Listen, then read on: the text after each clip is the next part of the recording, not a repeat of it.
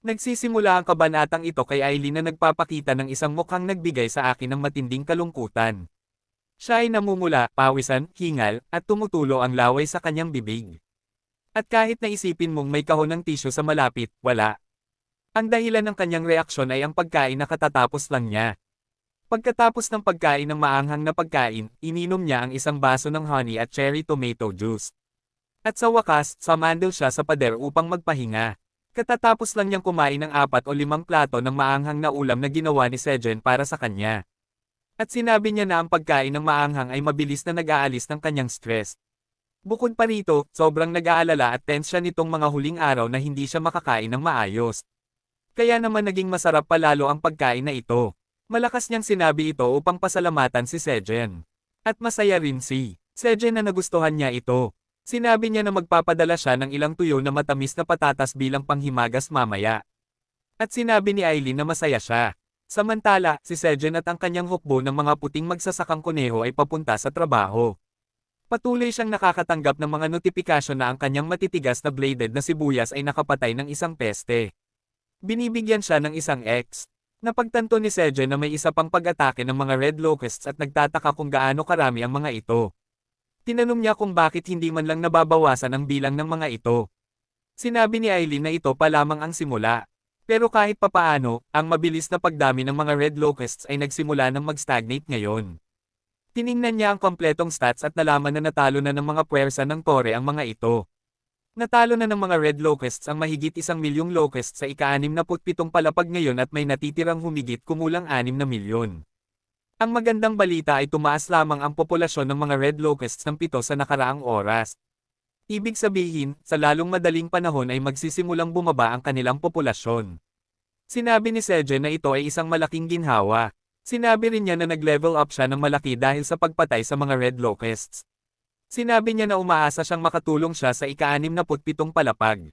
At muli, ginamit ni Eileen ang kanyang kapangyarihan bilang manager upang makahanap ng bagong impormasyon para sa kanya. Binuksan niya ang pinto. Binuksan niya ang isang system window na nagliliste ng mga kontribusyon ng iba't ibang tao sa paglipol ng mga red locusts sa ika-67 palapag. Si Sejen ay nasa itaas. Mayroon na siyang mahigit 300,000 kill count sa kanyang pangalan. Na mas mataas pa kaysa kay Ayuna, na nasa 123,000 lamang. Ang pangatlong pwesto ay kabilang sa isang mandirigmang lizard folk. Ngunit siya ay nasa 11,000 lamang. Humanga si Eileen sa mga stats na ito. Dahil kulang pa ang kanyang mana, hindi niya magamit ang crystal ball upang kumpirmahin ang sitwasyon sa ika-67 palapag. Ngunit kaya niyang hulaan ang sitwasyon sa pamamagitan ng listahan ng mga kontribusyon. Masayang sinabi ni Eileen kay Sejen na ang matitigas na bladed na sibuyas ay tiyak na gumanap ng malaking papel sa misyon. Tiniyak niya sa kanya na hindi ito mga salitang pampalubag loob lamang. Ipinahayag din niya na kapag naubos na ang mga red locusts mula sa Tore, si Sejen at ang iba pa ay makakatanggap ng gantimpala depende sa kanilang kontribusyon. Naging interesado si Sejen sa mga gantimpala. At tinanong niya si Eileen kung may gantimpala ba sa pagpatay sa mga intruders mula pa sa simula. Tinanong niya kung ito rin ba ay isang quest. At pagkatapos ay inusisa ang likas ng gantimpala. Sumagot si Eileen na ito ay isang lihim. At maaari lamang niyang sabihin na mas mataas ang kontribusyon, mas maganda ang gantimpalang ibibigay. Masaya si Sejen na marinig ito at sinabi na kailangan niyang magtrabaho ng mas mahirap upang madagdagan ang kanyang kontribusyon. Samantala, binubunot niya ang isang makapal at masarap na carrot mula sa lupa, na may katabi ng gutom na kuneho. Inubat ni Sejen ang isang malaking carrot ng agility, na isang C-rank na pananim na may 130 araw ng shelf life. Kapag kinain, ito ay nagbabawas ng 30 gramo ng taba mula sa katawan. Nagbibigay sa gumagamit ng dagdag na agility ng 0.5 para sa 10 minuto. At nagpapabuti rin ng paningin. Masaya si Sejen na anihin ang mga C-rank carrots. At agad siyang nagbigay ng isa sa bawat magsasakang kuneho. Sa ganitong paraan, tataas ang kanilang agility. At mabilis nilang matatapos ang trabaho. Ngunit hindi ba sila magiging antukin pagkatapos busugin ang kanilang tiyan ng malaking carrot? Ang mga kuneho ay sabik para sa mga carrot. At biglang dumating si Theo, medyo antok pa. Sinabi niya kay Sejen na bababa na siya, habang si Sejen ay kumakain ng carrot na direkta mula sa lupa nang hindi man lang hinuhugasan. Tinawag ni Sejen si Theo na isang sales cat, at hindi niya alam kung paano nakuha muli ni Theo ang kanyang posisyon ng ganoon kabilis. Tinanong niya si Theo kung bakit siya bababa ng maaga. Tinanong din ni Sejen kung plano ni Theo na makipagkita kay Elka at sa iba pa sa ika-85 palapag, at sumang-ayon si Theo. Sinabi ni Theo na pagkatapos dalhin ang Wolfpack sa ika-67 palapag, plano niyang pumunta sa ika-38 palapag habang nangongolekta ng Red Locusts. Sinabi ni Sejen kay Theo na mag-ingat at tinukso siya kung tama ba ang pagkuha niya ng mga ani ngayon. Nagalit si Theo sa mga salita ni Sejen at tinanong siya kung ano sa palagay ni Sejen ang tingin sa kanya. Tiwala si Theo na hindi niya uulitin ang parehong pagkakamali. Biglang dumating ang isang Grey Rabbit at nagdala ng magandang balita kay Sejen. Tapos na ang kanyang bahay. Pumunta sina Sejen at ang iba pa sa kanyang bagong tayong bahay, na mukhang maganda kahit sa anumang pamantayan. Sinuri ni Sejen ito at nakita niyang mula sa istruktura hanggang sa kusina, lahat ay ayon sa gusto niya. Tinanong niya ang mga Grey Rabbits kung paano nila nagawa ito ng maayos, at biglang nagkomento si Kyuing na mainit ang sahig. Humiga si Sejen at ang iba pa sa sahig, at ipinaliwanag niya na ito ay tinatawag na heated floor, at talagang nakaka-relax kapag pagod ka. Tinanong ni Sejen ang dalawang Grey Rabbits kung naipaliwanag ba niya ang mga detalye tungkol sa istruktura ng heated floor sa kanila. Sinabi ng mga rabbits na sa mga wandering merchants, may tribo na nakatira din sa mga bahay na katulad nito. Ang Architect Rabbit ay tumanggap ng ilang komisyon upang magtayo ng kanilang mga bahay noong nakaraan, kaya pamilyar siya sa ideya. Nagulat si Sejen na may mga species din sa tower na gumagamit ng heated floors at iba pang amenities. Habang nakaupo sa porch sa labas, napansin ni Theo at Kyuing ang dalawang maliit na pintuan na gawa sa kahoy at tinanong si Sejen tungkol dito. Nalito rin siya, kaya't nagpasya siyang buksan ito, at sa kanyang pagkagulat, nakita niya ang Sickle Rabbit at ang kanyang Grey Rabbit na nobyo sa gitna ng kanilang ginagawa. Natarante ang Sickle Rabbit at sinigawan si Sejen na dapat siyang kumatok muna bago isara ang pinto. Agad na umalis sina Sejen at Theo, isinasara ang mga mata ni Kyuing upang hindi siya makakita ng indecent scene. Nang nasa labas na sila, humihingal si Sejen at umiyak dahil bahay niya iyon, at naging komportable na ang mga rabbits doon. Nang makita siya ng ganoon, tinanong ni Kyuing kung malungkot siya. Sa anumang paraan, mukhang malungkot ang may akda sa linggong ito. Biglang dumating din ang ina ni Kyuing, at sinabi ni Sejen na huli siya ngayon. Tinanong niya kung masyado ba siyang abala sa pagpatrol nitong mga araw na ito, at sinabi ng ina ni Kyuing na magulo ang paligid nila ngayon, hawak ang isang corrupted ant. Ibinagsak niya ang katawan ng ant sa lupa, at nagulat ang lahat. Sinabi ng Mama Bear na sa tingin niya ay magiging kapakipakinabang ito, kaya't dinala niya ito dito. Medyo kinakabahan si Sejen, ngunit pinasalamatan niya ang Mama Bear para sa matanda at matibay na puno.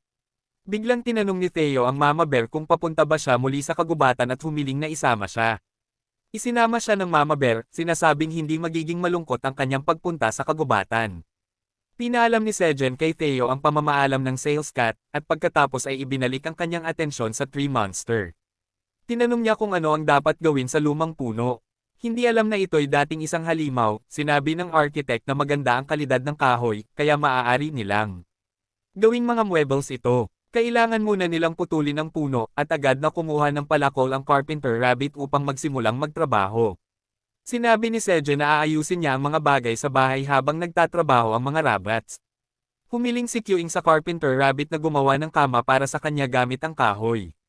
Biglang napansin ng Carpenter Rabbit na may kumikislap sa loob ng hollow tree, at sa susunod na sandali, isang mahabang sanga ang lumabas at hinawakan siya. Habang hinigpitin ng sanga ang rabbit, sumigaw siya sa sakit, at biglang tumayo ang Tree Monster. Lumalabas na hindi ito patay kundi nagpapanggap lamang. Natatarante si Sejen sa harap ng halimaw, ngunit agad siyang kumilos upang iligtas ang rabbit. Kinuha niya ang kanyang daga at tumakbo patungo sa halimaw, at si Kyuing ay tumakbo rin ng mabilis. Nag-transform si Kyuing sa kanyang buong laki at umatake sa Tree Monster. Nakuha ni Kyuing na mapunit ang sanga na humahawak sa Grey Rabbit at pinalaya ito, ngunit agad na hinuli siya ng mga sanga ng Tree Monster. Nabigla si Kyuing, ngunit patuloy siyang lumaban sa pamamagitan ng pagkagat sa mga sanga. Galit na umungol si Kyuing sa halimaw, at sumagot naman ang Tree Monster ng nakakakilabot na sigaw. Takot na takot si Sejen sa laban, ngunit agad niyang kinontak si Aileen para humingi ng tulong. Tinanong muna ni Aileen kung ano ang ginagawa ng corrupted ant doon. Sinabi ni Sejen na hindi niya alam, at bigla na lang nagising ang puno. Tinanong niya kung paano maaalis ito. Nervously, binuklat ni Aileen ang mga pahina ng Monster Guidebook at sinabi kay Sejen na tanggalin ang carnivorous fruit sa puno upang mapatigil ito. Samantala, patuloy ang laban ni Kyuing at ng halimaw nang biglang tanungin ni Sejen ang bear cub na maging mas maliit. Sumunod si Kyuing at naging mas maliit, agad na pinalaya ang sarili mula sa pagkakahawak ng tree monster. Sa pagkakataong iyon, tumakbo si Sejen at tinusok ang kumikislap na bahagi ng puno. Sumigaw ng malakas ang halimaw habang nakatarak pa rin ang daga ni Sejen, at sinabing lahat ay nasa lugar na ito. Biglang natama ng daga ni Sejen ang carnivorous fruit sa loob at bumagsak ng patay ang halimaw. Nakahinga ng maluwag si Sejen, ngunit nagtataka pa rin kung ano ang ibig sabihin ng halimaw sa sinabing lahat ay nasa lugar na ito. Sinabi ng kanyang system window na natalo niya ang carnivorous fruit ng malaking corrupted entity at nakakuha ng 50x. Biglang hinailan ni Kyuing ang kanyang damit at tinuro ang isang bagay. Paglingon ni Sejen, nakita niya ang isang hukbo ng mas maliliit na ant monster sa harap nila. Natakot ang mga gray rabbits, at kahit si Sejen ay kinabahan sa harap ng corrupted ant small branch scouts. Pero bigla na lang, isang hukbo ng mas maliliit na halimaw na puno ang lumitaw doon. Ang mga pinasama at maliliit na mga sanga scout ay nagsimulang kumilos patungo kay Sejen, at ang kanilang dami ay sapat na para takutin siya. Natarante siya at sinabi na ang mga mananalakay na ito ay kahawig ng malaking puno mula kanina. Ngunit sa likuran niya, lumalaki at humihinga ng malalim si Kyun dahil gusto niya ang lahat ng laban. Sinabi ni Sejen sa mga kulay abong kuneho na pumasok sa kuweba at tawagin ang itim na mandirigmang kuneho, at sino man na makakalaban. Tumakbo ang mga kuneho patungo sa kuweba habang tumatakbo si Kyun pasulong. Tumalon siya ng mataas sa hangin at pagkatapos ay bumagsak sa ibabaw ng mga halimaw na sanga, na nagdudulot ng malaking crater sa lakas ng kanyang pagbagsak. Ang mga maliliit na sanga na scout ng corrupted ant na malapit sa kanya ay agad na tinangay, at pagkatapos ay sinimulang pagpira-piresuhin ni Kyun ang mga ito gamit ang kanyang matatalas na kuko at matinding lakas. Sa kabilang banda, nakikilahok din si Sejen sa aksyon, at pinalaslas niya ang kanyang punyal upang hatiin ang mga halimaw na sanga sa gitna ng madali.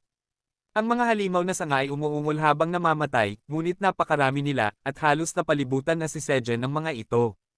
Nagtataka siya kung saan nanggaling ang mga ito nang biglang dumating ang mga reinforcement. Ang itim na mandirigmang kuneho at ang kunhong may karit ay tumakbo patungo kay Sejen. Sumigaw siya na kailangan nilang pigilan ang mga mananalakay bago makarating sa mga bukid. Ang itim na kuneho ay naglabas ng kanyang martilyo at nagpahayag na dumating na ang kanyang oras upang ipakita ng maayos ang kanyang kakayahan. Humarap siya, binabasag ang mga sanga ng corrupted ant sa isang hampas lamang ng kanyang martilyo. Namangha si Sejen sa kanyang lakas at bilis, at nagbigay ang itim na kuneho ng cool na pose sa kanya. Gayunpaman, sa sandaling iyon ay naging kampante siya, at inatake siya mula sa likuran ng isang halimaw na sanga. Ang itim na kuneho ay walang kalaban-laban. Sa sandaling iyon, nahati ang halimaw na sanga sa dalawa at pagkatapos ay sa ilang mas maliliit na piraso. Dumating ang kunhong may karit upang iligtas siya, at gumawa siya ng cool na superhero landing pose matapos wasakin ang halimaw na sanga. Sinabi niya sa kanyang kapatid na huwag maging kampante dahil delikado ito, at siya'y walang magawa kundi makinig sa kanya. Sa sandaling iyon, dumating na rin ang natitirang grupo ng mga kuneho upang lumaban. Ang lahat ay may dalang armas, ngunit ang ating matabang bata ay nagpapakulo lang ng kanyang mga buko. Sinalakay nila ang mga halimaw na sanga at pinaghahampas ng kanilang mga armas, at ang isa sa kanila ay gumagamit lamang ng kanyang mga kamao. Ngunit ginawa ng matabang kuneho ang pinakamagaling niyang gawin at kumagat ng malaki sa halimaw na sanga. Sumali rin ang mga lasong pukyutan, at magkasama, itinaboy ng mga naninirahan sa kuweba ang mga mananalakay. Nagtagumpay silang talunin at itulak ang mga halimaw na sanga, at sinabi ni Sejen sa kanila na magtiyaga pa ng kaunti dahil halos napuksan na nila ang lahat ng mga halimaw. Ang itim na kuneho ay lumingon upang tingnan siya at agad na binalaan si Sejen dahil may isang mapanganib na bagay sa likuran niya. Bago pa makalingon si Sejen, narinig niya ang isang malakas na dagendong. At nakita niya na mas marami pang mga halimaw na puno ang dumating. Sa pagkakataong ito, hindi lamang maliliit na scout na sanga ang nandito kundi mas malalaking halimaw na puno rin, at si Sejen at ang kanyang mga kaibigan ay walang magawa kundi panoorin silang papalapit. Isa sa malalaking sanga ng pinasamang corrupted ant ang umuungol. At humihiging, at ngayon ay lubos na natakot si Sejen. Alam niyang wala na silang paraan upang manalo, kaya't nagsimula siyang tumakbo palayo at sinabi sa mga kuneho na tumakbo rin. Well, ginagawa na nila ito. Gayunpaman, si Kyuing ay tumakbo patungo sa mga halimaw imbes. Inatake niya ang unang malaking halimaw na sanga na ikinagulat ni Sejen. Nagulat si Sejen. Sinabi ni Kyuing sa halimaw na huwag guluhin ang kanyang ama habang pinipigilan ito. Nalaman ni Sejen na sila'y walang pag-asa sa ganitong kalagayan dahil hindi nila kayang lumaban sa malalaking halimaw na sanga sa lakas na mayroon sila. Pumunta si Kyuing's mom sa daanan kasama si Theo, at ang mga itim na Minotaur ay masyadong malayo. Kung tatawid sila sa tigang na lupa upang makapunta sa kanila, ang bukid ay masisira na sa oras na iyon. Habang iniisip ni Sejen kung ano ang kanyang gagawin, isang malaking halimaw na sanga ang dumating sa likuran niya. Hinampes ng halimaw ang kanyang mga sanga pababa kay Sejen, na iniisip na ito na ang katapusan, ngunit dumating ang hari ng Minotaur doon at pinunit ang halimaw gamit ang kanyang higanting palakol. Namangha si Sejen na makita siya doon, at ang hari ng Minotaur ay simpleng nagtanong kung okay lang ba siya. Sinabi niyang lahat sila'y dumating upang tumulong at lumingon si Sejen upang makita sina Ox number 3 at Cow number 4 na winawasak ang mga halimaw na puno sa likuran nila. Lumingon siya sa kabilang direksyon nang marinig ang isang mababang ungol na nagmumula doon at nakita ang isang malaking pagsabog na nagtapon ng mga pira-pirasong halimaw sa lahat ng direksyon. Pati si Mama Bear ay bumalik na rin at winawasak niya ang mga halimaw na puno gamit ang kanyang mga kamay. Nagtanong kung paano nila nagawang salakayin ang kanyang teritoryo at guluhin ang mga bukid ni Sejen, sinabi niyang hindi niya sila papayagang gawin ang gusto nila. Sinabi ng hari ng Minotaur na tila sobrang galit ang pulang oso, ngunit nalilito pa rin si Sejen kung paano sila nakarating dito. Bigla siyang nakatanggap ng mensahe mula sa tagapamahala ng tore, si Eileen, na nagsabing siya ang tumawag sa lahat dito. Ipinagmamalaki ni Eileen na sinabi kay Sejen na nakumpirma niya na ang mga Ent ay paparating upang salakayin siya mula sa malayo, at agad siyang nakipag-ugnayan sa hari ng Minotaur at kay Mama Bear at pinapunta sila dito. Pinaalalahanan niya si Sejen na sinabi niyang pagkatiwalaan siya sa kaligtasan ng kanyang bukid. Masayang-masaya si Sejen na marinig iyon, at pagkatapos ay sinabi niya sa lahat ng malalakas na mandirigma na protektahan ang bukid. Sinabi niyang kapag natapos na ang laban na ito, gagawa siya ng napakasarap na pagkain para sa kanilang lahat.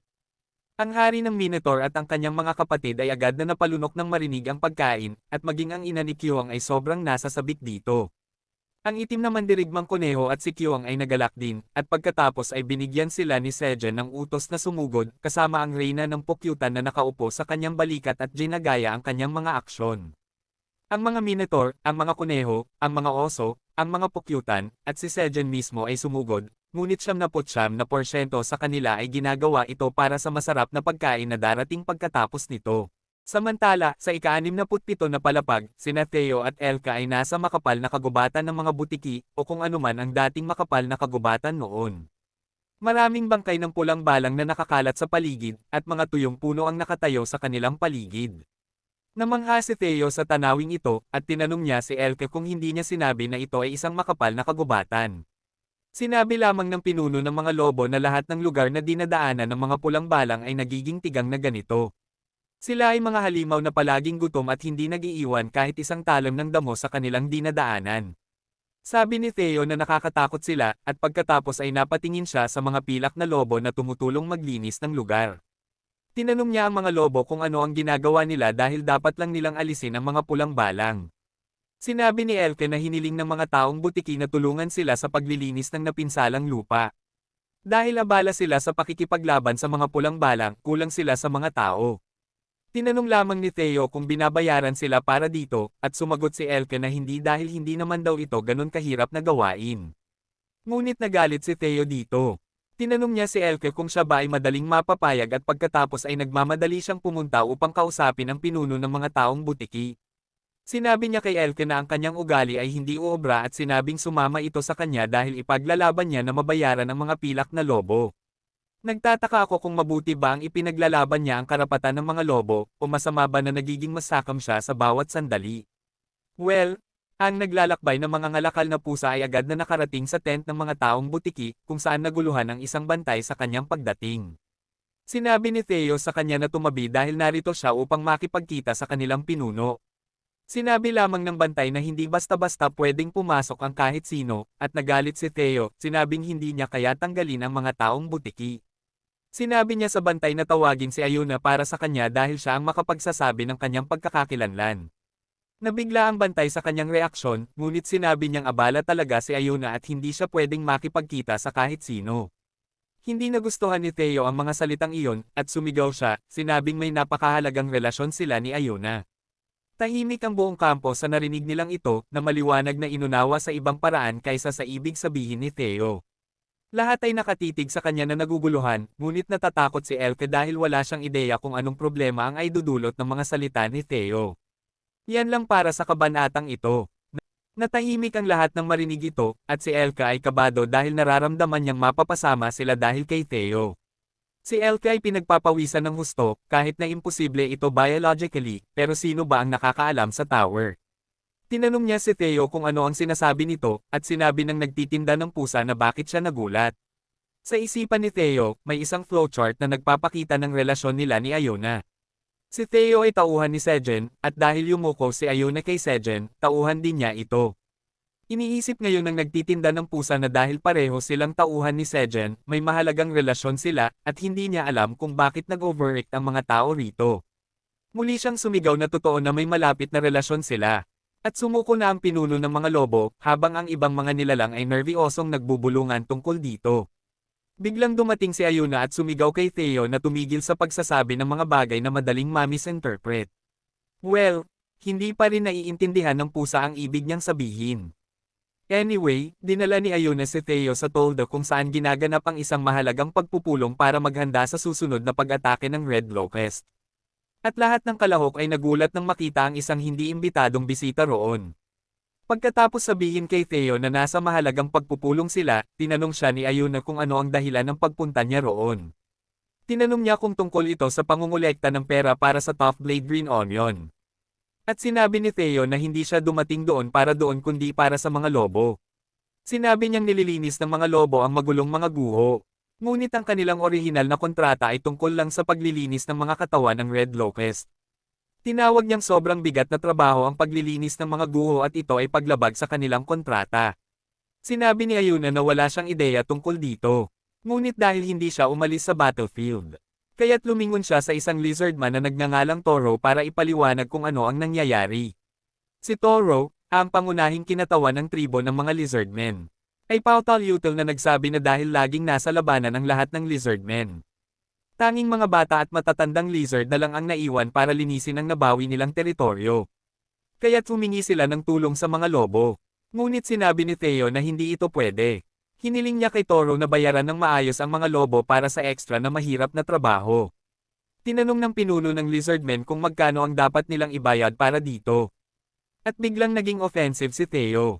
Sumigaw siya kay Toro, tinatanong kung paano siya nagkaroon ng lakas ng loob na utusan ang kanyang mga tauhan nang hindi niya alam. Dahil dito, humingi siya ng isang tower coin bawat lobo, nakabuo ang 100 tower coins. Galit na galit si Toro nang marinig ito, at pinukpok ang mesa habang tinatawag si Theo na isang tiwaling naglalakbay na negosyante. Sinubukan ni Ayuna na makialam sa tensyon at pinaalala sa pinuno ng lizardmen na si Theo ay tauhan ng dakilang Black Dragon. Hiniling niya sa kanya na, huwag kalimutan na nakuha nila ang ika-67 palapag dahil sa grasya ng Black Dragon. At sa Top Blade ng Green Onions. Sumali pa si Theo, sinasabing kung wala ang hindi kapani-pani walang nagtitinda ng pusa, na siya mismo. Nasa malaking problema sana ang lugar na ito. Hiniling niya sa pinuno ng lizard na bayaran ang halaga. At isa pang lizard ang nagtanong kay Toro na kalmayan ang sarili at pag-isipan ng mabuti ang mga bagay. Kinuyam ni Toro ang kanyang kamao upang mapigilan ang kanyang galit at pumayag na bayaran ang halagang itinakda ni Theo. Pagkatapos nito, masayang lumabas si Theo sa tolda na may dalang supot ng mga tower coin. At kasama niya sina Elka at Ayuna. Natawa siya na nakuha niya ang mga lizard at pagkatapos ay iniabot ang supot ng pera kay Elka para sa kanyang tribo. Nervyosong sinabi ni Elka na hindi niya ito kailangan at sinabi na sila ay mga tauhan ni Theo. At kumikita na sila ng sapat mula sa pagbebenta ng mga parte ng Red Locust. Unang sinabi ni Theo kay Elka na ipinagmamalaki niya ito at pagkatapos ay sinabi na sino mang magtrato sa kanya. Isang mahalagang tauhan ng Black Dragon. Nang walang paggalang ay nagkakamali sa pagtrato sa Black Dragon ng walang paggalang. Hiniling niya kay Elka na maging kumpiyansa at kunin ang kanyang pera at huwag magpabeya na tretuhin ng sino man na parang walang kwenta. Pagkatapos ay pinasalamatan ni Theo si Ayuna sa kanyang tulong at sinabi na naging maayos ang lahat dahil pumanig siya sa kanya. Sinabi ni Ayuna na huwag na itong banggitin. At humingi rin ng paumanhin dahil hindi niya alam na hindi nababayaran ang mga lobo. Pagkatapos nito, hiniling ni Theo kay Elka na bumalik sa ika-79 na palapag. Dahil nais niyang pumunta sa ika-38 palapag mag-isa ngayon. Nagulat si Ayuna dito, ngunit sinimulan niyang suriin ang sitwasyon ng detalyado. Alam niya na ang tribo ng mga lizardmen ay kilala sa hindi pagbibigay ng anumang itinuturing nilang kanila. Ngunit dahil nakuha ni Theo na magpasakop sa kanya gamit ang pangalan ng Black Dragon. Ang mga tsismis tungkol sa insidenteng ito ay tiyak na kakalat agad. Naniniwala siyang hindi ito laging maganda para kay Theo. Ngunit hindi iyon mahalaga ngayon. Naniniwala siyang ang mahalaga ay may suporta si Theo ng dakilang Black Dragon. Na siyang pinakamataas at absolutong awtoridad sa tower. Naniniwala siyang hanggat nasa likod ni Theo ang Black Dragon, walang maglalakas loob na saktan siya. Alam ni Ayuna na ngayon, ang tower ay corrupted. Ang pagkain ay isang kalakal na maaaring magkontrol ng buong tower.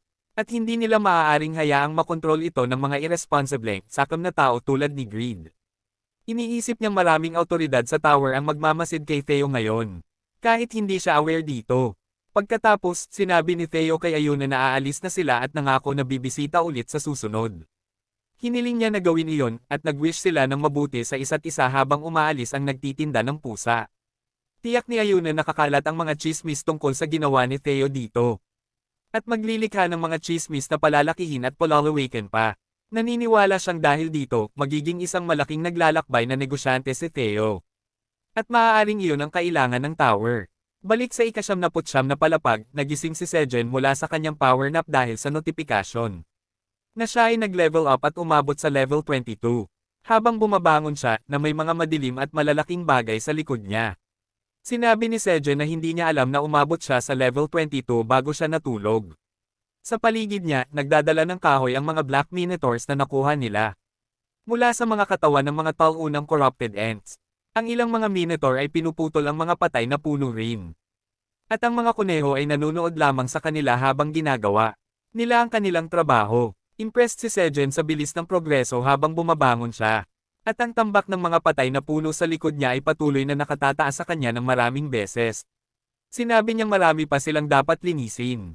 At pakiramdam niya ay parang pinutol nila ang isang bundok ng kahoy. Salamat sa tulong ni Kyoang, ng kanyang ina, at ng hukbong Minotaur, nagawa nilang mapigilan ang pag-atake ng mga corrupted ants ng madali. Nakapag-level up pa si Sejen dahil sa konsiderasyon ni Kyoang. Pinatumba ng batang oso ang ilang corrupted ants para sa kanyang human dad at hiniling na tapusin ang mga ito upang makakuha ng EXP at mabilis na mag-level up. Sa ngayon, nagpaplano silang magtayo ng mga bakod gamit ang mga bangkay ng mga ant monsters sakaling magkaroon muli ng panibagong pagsalakay. Habang tumitingin si Sejen sa paligid, iniisip niya kung ang mga corrupted ants ba ang mga halimaw na naninirahan sa kanlurang gubat na minsang sinabi sa kanila ni Ox number 3. Pinagtibay ito ng Mama Bear habang ninunguyang ang isang patay na puno. Sabi niya na ang mga iyon ay hindi pumasok sa kanyang teritoryo noon, ngunit kamakailan lamang ay madalas na silang sumasalakay, at hindi niya inaasahan na makakapunta sila ng ganito kalalim. Tinanong lang ni Sejen kung masarap ba ang puno dahil mukhang enjoy na enjoy siya rito. Sa tugon, humingi lang ng paumanhin ang Mama Bear, sinasabing dapat ay mas pinahusay pa niya ang kanyang trabaho sa pagbabantay sa paligid. Sabi ni Sejen sa kanya na wala siyang dapat ipag-sorry. Sinabi niya na marahil ay nabigitan siya sa pag-aalaga ng lahat mag-isa. Dagdag pa niya na dahil dumarami na ang poison beast, hihilingin niya sa pangalawa at pangatlong reyna ng mga bubuyog na tulungan siya sa pagbabantay. Nagpasalamat ang Mama Bear sa kanya para dito. Dahil dito, nagtanong si Sejen ng isa pang tanong, iniisip kung ano ang dahilan ng pagpunta ng mga corrupted ants dito. Iniisip rin niya ang sinabi ng mga corrupted ants kanina. Nagtataka siya kung ano ang ibig sabihin ng pariralang, lahat ay nasa lugar na ito. Pagkatapos nito, tumawag si Alien. Tinanong ni Sejen si Alien kung ano ang mga corrupted ants. Sinabi ni Alien ang mga corrupted ants ay isang virus. Naging mas interesado si Sejen kaya ipinaliwanag ni Alien na kahit gaano karami ang patayin mo, ang mga corrupted ants ay patuloy na dumarami at bumabalik. Sila ay mga nakakainis na nilalang na sinusubukan na ay corrupt ang anumang malakas na puno sa kanilang paligid sa lahat ng paraan. Kaya naman lahat ng malalakas na puno sa ika-79 na palapag ay kontaminado ng corrupted ants. Binasa ni Alien ang manual at sinabing sinasabi na ang mga corrupted ants ay natutulog kung wala silang target na ay corrupt. Ngunit iyon ang naguguluhan siya ngayon. Dahil wala silang dahilan para magising at salakayin ang kanyang farm ngayon. Tinanong niya si Sejen kung may alam siya, at sinubukan niya itong isipin. Iniisip niya ang cherry, tomato, at corn plants, ngunit bago pa niya maisip ng mabuti, kumulo ang kanyang tiyan. Biglang naalala ni Sejen na hindi pa sila kumakain at nangako siya sa lahat ng isang handaan pagkatapos ng labanan. Kaya agad siyang nagsimulang magluto, nagpiprito ng isda sa loob ng kusina ng kanyang bagong bahay. At tumutulong ang pangalawang henerasyon ng kuneho sa pamamagitan ng pagluluto ng stew sa malapit. Si Chunky Rabbit, dinala ni na Sejen at Kyun ang mga natapos na pagkain sa labas, kung saan ang ilang Minotaur ay nag-iiho ng isda habang ang iba ay nagtitipon ng mga dahon ng green onion. Mas marami pang pagkain doon, kabilang ang crayfish, corn, sweet potatoes, at iba pang gulay. Dahil dito, nagsimulang mag-enjoy ang lahat sa pagkain. Ang mga Minotaur ay pangunahing kumakain ng mga green onions, at tila nagiging malapit na si Sickle Rabbit sa kanyang kasintahan. Pinapakain ni Father Rabbit ang kanyang buntis na asawa habang ang hari ng Minotaur ay labis na humanga sa masarap na honey at cherry tomato drink. Pinagmamasdan rin ni Aileen si Sejen habang kumakain. Naglalaro rin siya ng Bon-Key board. Natapos agad ang tanghalian ng ina ni Kyun, ngunit wala nang natira. Sa kabutihang palad, dumating si Elka na may dalang kariton na puno ng bangkay ng red locusts. Lubos na natuwa ang Mama Bear sa mga masarap na insekto at nagsimulang kainin ang mga ito na parang popcorn. Lahat ay maayos nang biglang marinig ni Sejen ang mga sigaw ng takot. Lamingge siya at tinanong kung may mali, at nakita ang inang kuneho na hirap manatiling nakatayo. Nanginginig siya habang sinasabi na malapit nang lumabas ang mga sanggol. Sumigaw si Sejen na huli na para pumasok sa kuweba at hiniling sa inang kuneho na pumasok sa kanyang bahay agad-agad. Kumalat ang takot sa mga iba pang kuneho at sa mga Minotaur din, at hiniling ni Sejen sa lahat na kalmayan ang kanilang mga sarili kahit siya mismo ang nagpasimula ng lahat. Pagkatapos nito, ipinanganak ang isang bagong henerasyon ng mga baby rabbits, kasama ang maraming mga tiyuhin at tiyahin ng iba't ibang species na nakapalibot.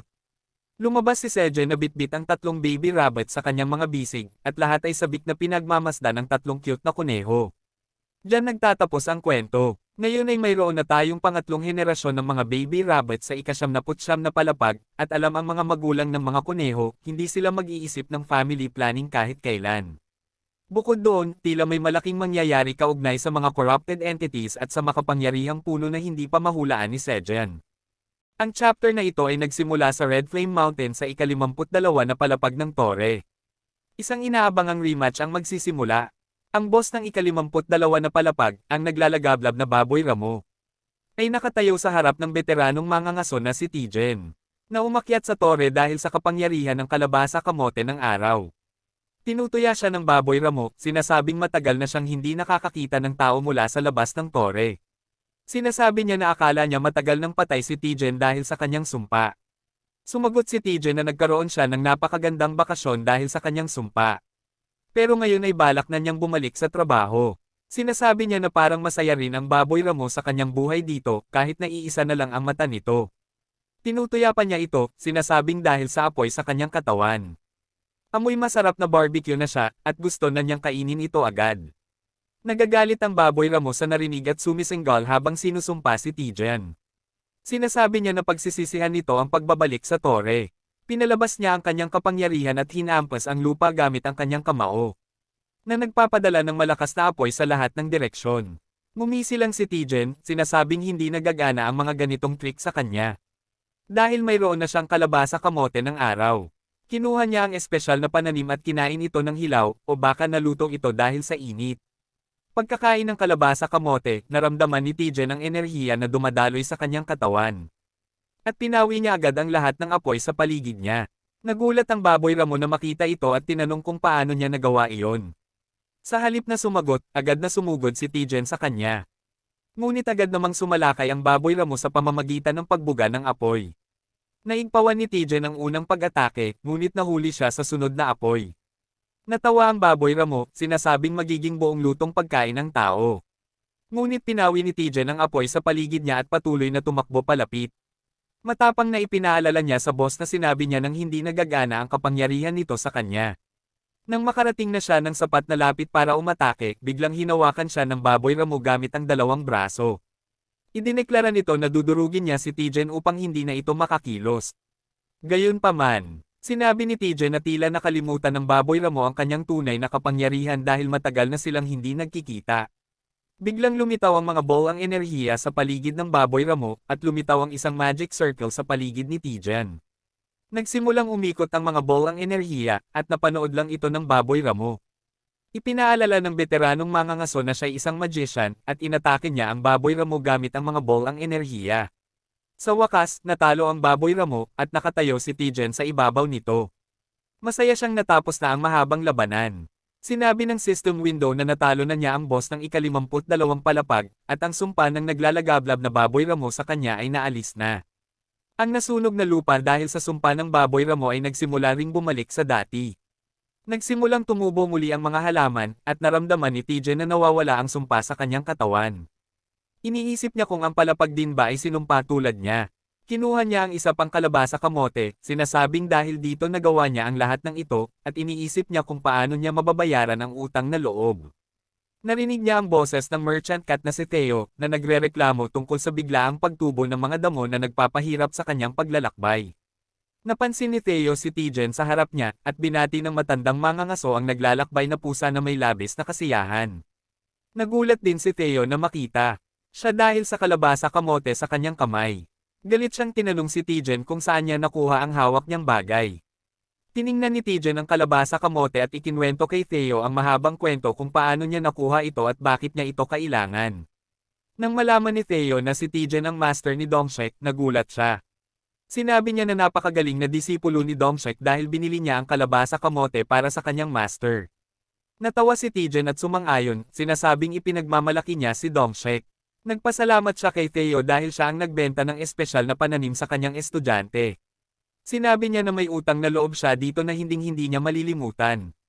Biglang naging negosyante si Theo at nagulat si Tijen nang hingin nitong bayaran na ang kanyang utang ngayon din. Sinabi ni Theo na gumawa sila ng kontrata, ngunit tumanggi ang matandang mangangaso. Sinabi niya na sa tore, ang mga kontrata ay mahalaga at ayaw niyang maipit. Nagreklamo si Theo, ipinaalala kay Tijen na sinabi niya lang na gusto niyang bayaran ang utang. Inutusan niyang maging alalay niya, ngunit tumanggi lang si Tijen. Nagmakaawa si Theo para maging alalay siya, ngunit nagmungkahi si Tijen ng kompromiso. Sinabi niyang magkaibigan na lang sila. Sinabi niya na kung may mangyari, tutuperin niya ang kahilingan ni Theo. Curious si Theo at tinanong kung tutuperin niya ang anumang hiling, at sinabi ni Tijen na gagawin niya ang anumang hiling ng kaibigan. Nagustuhan niyo ni Theo at nagmamalaki niyang sinabi sa matandang mangangaso na mayroon na siyang kailangan ipagawa sa kanya. Sinabi niyang sumunod si Tijen sa ika-38 palapag. Sa parehong oras, sa bagong bahay ni Sejen, siya ay naghahanda ng nilaga. Binuksan niya ang takip at natuklasan na mabango ang nilaga. Ang nilaga ay kumukulo na ng halos 12 oras ngayon.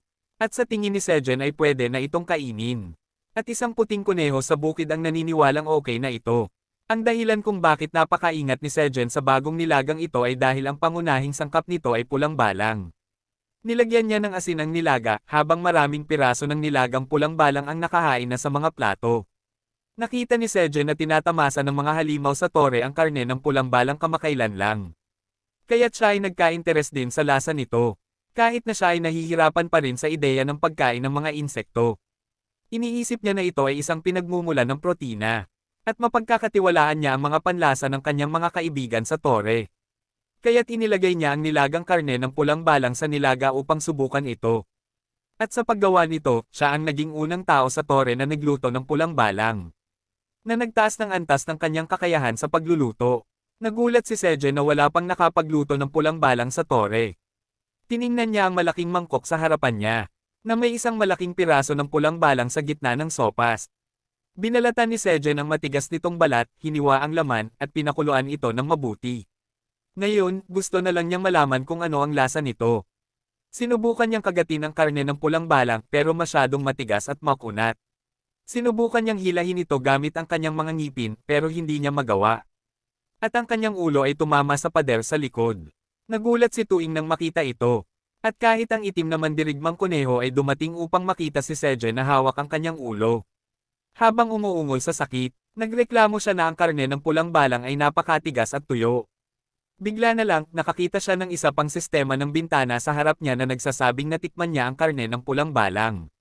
Na may bakas ng lason dito, pero dahil ito ay isang mababang uri ng neurotoxin. Ito ay na-detoxify ng mga berdeng sibuyas sa nilaga.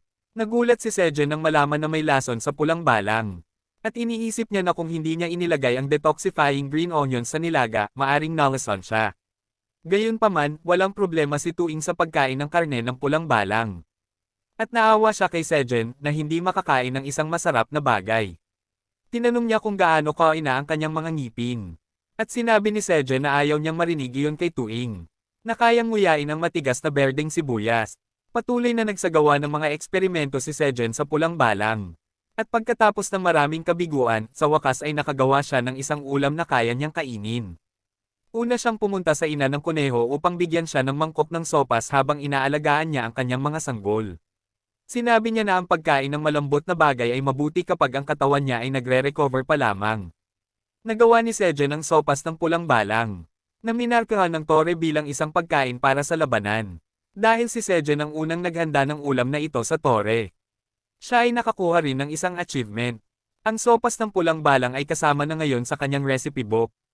At ang pangunahing epekto nito ay nagdaragdag ng lakas ng 5.1 kapag kinain ito. Dahil ito ay isang pagkain para sa labanan, ito ay magpapanatili sa consumer na busog ng 3 oras. Ito ay isang C+ grade recipe, at ang shelf life nito ay 30 araw. Ang timbang nito ay ganoon na walang pagpapalamig. Nalilito rin si Sejen sa titulong pagkain para sa labanan ng sopas. Pero nagpasya siyang subukan ito muna. Habang tinitikman niya ang sopas, siya ay sobrang nagulat na agad siyang tumayo. Lahat ay nagulat na makita ito, at tinanong siya ni Kyung kung ano ang mali. Nanginginig at pinagpapawisan si Sejen habang sinasabi na ang lasa ng pulang balang ay parang karne ng manok. Siya ay sobrang saya na halos mapaiyak, pero simpleng tinanong ni Kyung kung ano ang karne ng manok. Sinagot ni Sejen na ito ay isang bagay na gusto niya. At sinabi ni Kyung na kung gusto ito ng kanyang ama, gusto rin niya ito. Si Sejen, Kyung, at ang mga kuneho ay patuloy na kumakain ng sopas ng pulang balang. Habang ang mga reyna ng mga pukyutan at kanilang mga anak ay nagpapahinga. Sa bubong ng bahay, 235 araw na mula nang dumating si Sejen sa Tore. At pagkatapos ng mahabang panahong ito, natuklasan niya ang karne na may lasa ng manok sa loob ng Tore. Yan lang para sa video na ito. Simula ang chapter na ito na tinitikman ni Sejen ang unang higop ng sopas, napansin niyang parang lasa ng manok ito. Siya'y labis na natuwa at nasabik dahil matagal na siyang hindi nakakakain ng anuman na lasa ng manok. Naaalala niya ang kanilang tahanan at nagiging emosyonal. Parang iiyak siya ng luha ng kasiyahan dahil sa sarap ng sopas. Mabilis na naubos ni Sejen ang pulang locust soup at inilapag ang mangkok sa mesa ng may malakas na tunog. Bulong niya kung gaano kasarap at kasariwa ang sopas. Gayunpaman, ang sopas ay napakainit din at nagsimula siyang pagpawisan ng husto dahil sa anghang ng pampalasa. Pagkatapos, pinaalalahanan siya ng sistema ng Tore na dahil ang pulang locust soup ay itinuturing na combat food. Ang kanyang lakas ay nadagdagan ng 5.1 para sa susunod na 30 minuto.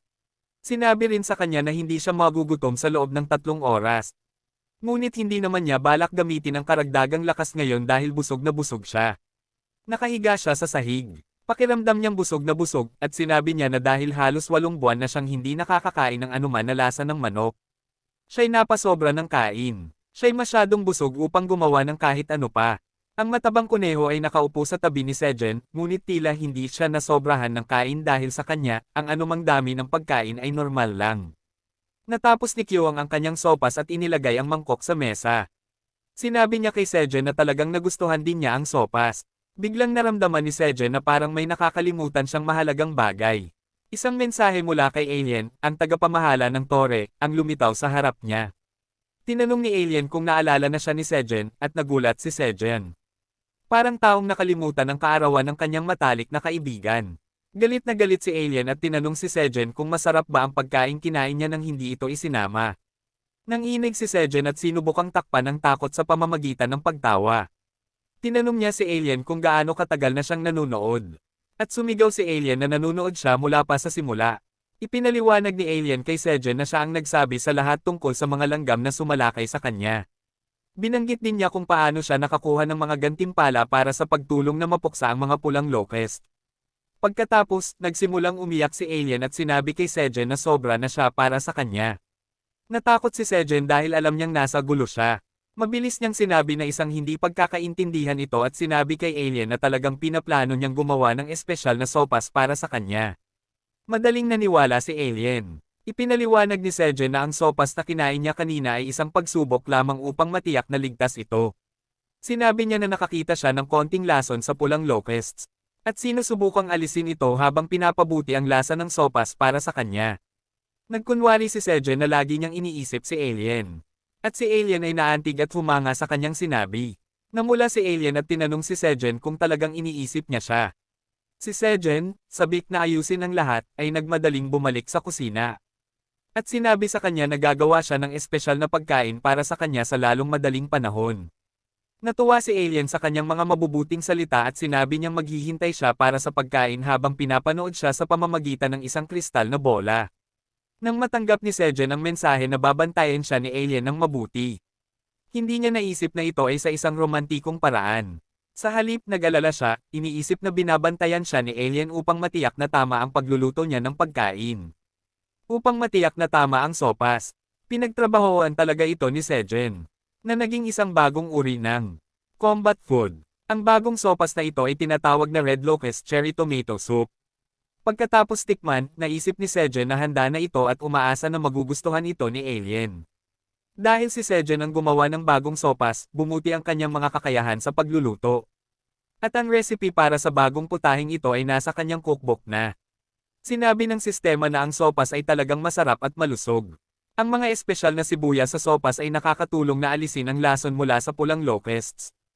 Ang bagong sopas na ito ay mas mahusay pa kaysa sa huli dahil nagbibigay ito ng 7.1 na boost sa lakas at mananatiling busog ka sa loob ng 3 oras.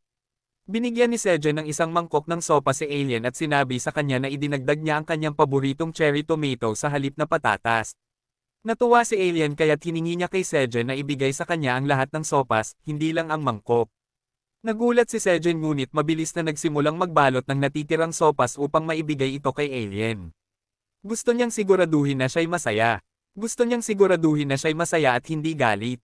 Nang makuha ni Alien ang malaking balde ng sopas, naaamoy niya na napakasarap nito bago pa man niya tikman. Sobrang excited niya kaya't isang malaking higop ang ginawa niya ngunit natapos niya ang buong balde ng sopas sa isang iglap. Nagsimulang humajejek si Alien at kumakaway ang kanyang buntot dahil ang sopas ay pinakamasarap na natikman niya. Napakasarap nito kaya't hindi niya mapigil ang ngumiti. Ang sopas din ay nagpapalakas sa kanya at magpapanatili ng busog sa loob ng 3 oras. Ngunit ang pinakamahalaga ay hindi niya mapigil ang ngumiti. Ang pinakamahalaga kay Alien ay pinaghirapan talaga ni Sejen ang paggawa ng sopas para sa kanya. Idinagdag niya ang kanyang paboritong cherry tomato sa halip na patatas at pinakuluan ang karne ng mas matagal para mas maging malambot at masarap kaysa dati. Si Alien ay talagang masaya at nagpapasalamat sa espesyal na effort ni Sejen sa paggawa ng sopas para sa kanya. Sobrang saya at tuwa ni Alien kaya't sinipa niya ang sahig at itinago ang kanyang mukha dahil sa sobrang sarap ng sopas na ginawa ni Sejen para sa kanya. Naisip niya na dahil ginawa ito ni Sejen ng may malaking pag-aalaga. Tiyak na magiging kamangha-mangha ito. Nakaramdam siya ng mainit at masayang pakiramdam sa kanyang puso at sinubukang kumbansihin ang sarili na ito'y dahil lang sa dagdag na mana ng sopas. Hindi dahil sa kanyang matinding damdamin. Tinawag ni Sejen si Alien at tinanong kung nagustuhan niya ang sopas at kung mas mabuti na ang pakiramdam niya. Sinabi ni Alien na talagang masarap ang sopas at talagang nagustuhan niya ito. Nakaramdam ng kaluwagan si Sejen at ipinaliwanag na hindi talaga niya nakalimutan si Alien. Nadala lang siya sa sobrang sarap ng sopas. Sinabi ni Sejen na nadala lang siya sa sobrang sarap ng sopas matapos ang matagal na panahon na hindi nakatikim nito. Hiniling ni Sejen kay Alien na huwag magalit sa kanya at binigyan siya ng mga tuyong matamis na patatas bilang merienda pagkatapos ng sopas. Sobrang saya ni Alien sa sopas kaya't hindi na niya kailangan ng karagdagang pag-uudyok. Nagsabi pa siya ng paumanhin kay Sejen dahil sa galit niya kanina. Ipinaliwanag niya na nagalit lang siya dahil pakiramdam niya hindi siya pinapansin ni Sejen. Nagsimulang mag-alala si Sejen at mabilis na sinabi na hindi niya nais na makita siyang muli. Iwasan siya. Sinabi niya na, kahit na hindi maganda ang kanilang simula, ang kanyang oras sa tore ay naging masaya at maganda dahil sa kanya. Ngumiti siya ng may kaba at sinabi kung gaano niya pinahahalagahan siya. Talagang naantig si Alien sa sinabi ni Sejen. Iniisip niya na ang ibig sabihin nito ay isang espesyal, romantikong paraan. Kaya't siya ay talagang naantig at nais niyang ipakita kay Sejen kung gaano siya nagpapasalamat sa lahat ng kanyang nagawa. Nagpa siya si Alien na bigyan si Sejen ng isang espesyal na gantimpala. May bagong mensahe na lumitaw sa screen ni Sejen, nagpapakita ng isang quest. Ang quest ay para tretuhin ni Sejen si Alien ng inihaw na tuyong kamote. Ang espesyal na gantimpala para sa pagtatapos ng quest na ito ay tinatawag na Liwanag para sa isa sa mga talento ni Sejen. Talagang nasasabik si Sejen dahil alam niya na ang pagkuha ng liwanag ay isang malaking bagay.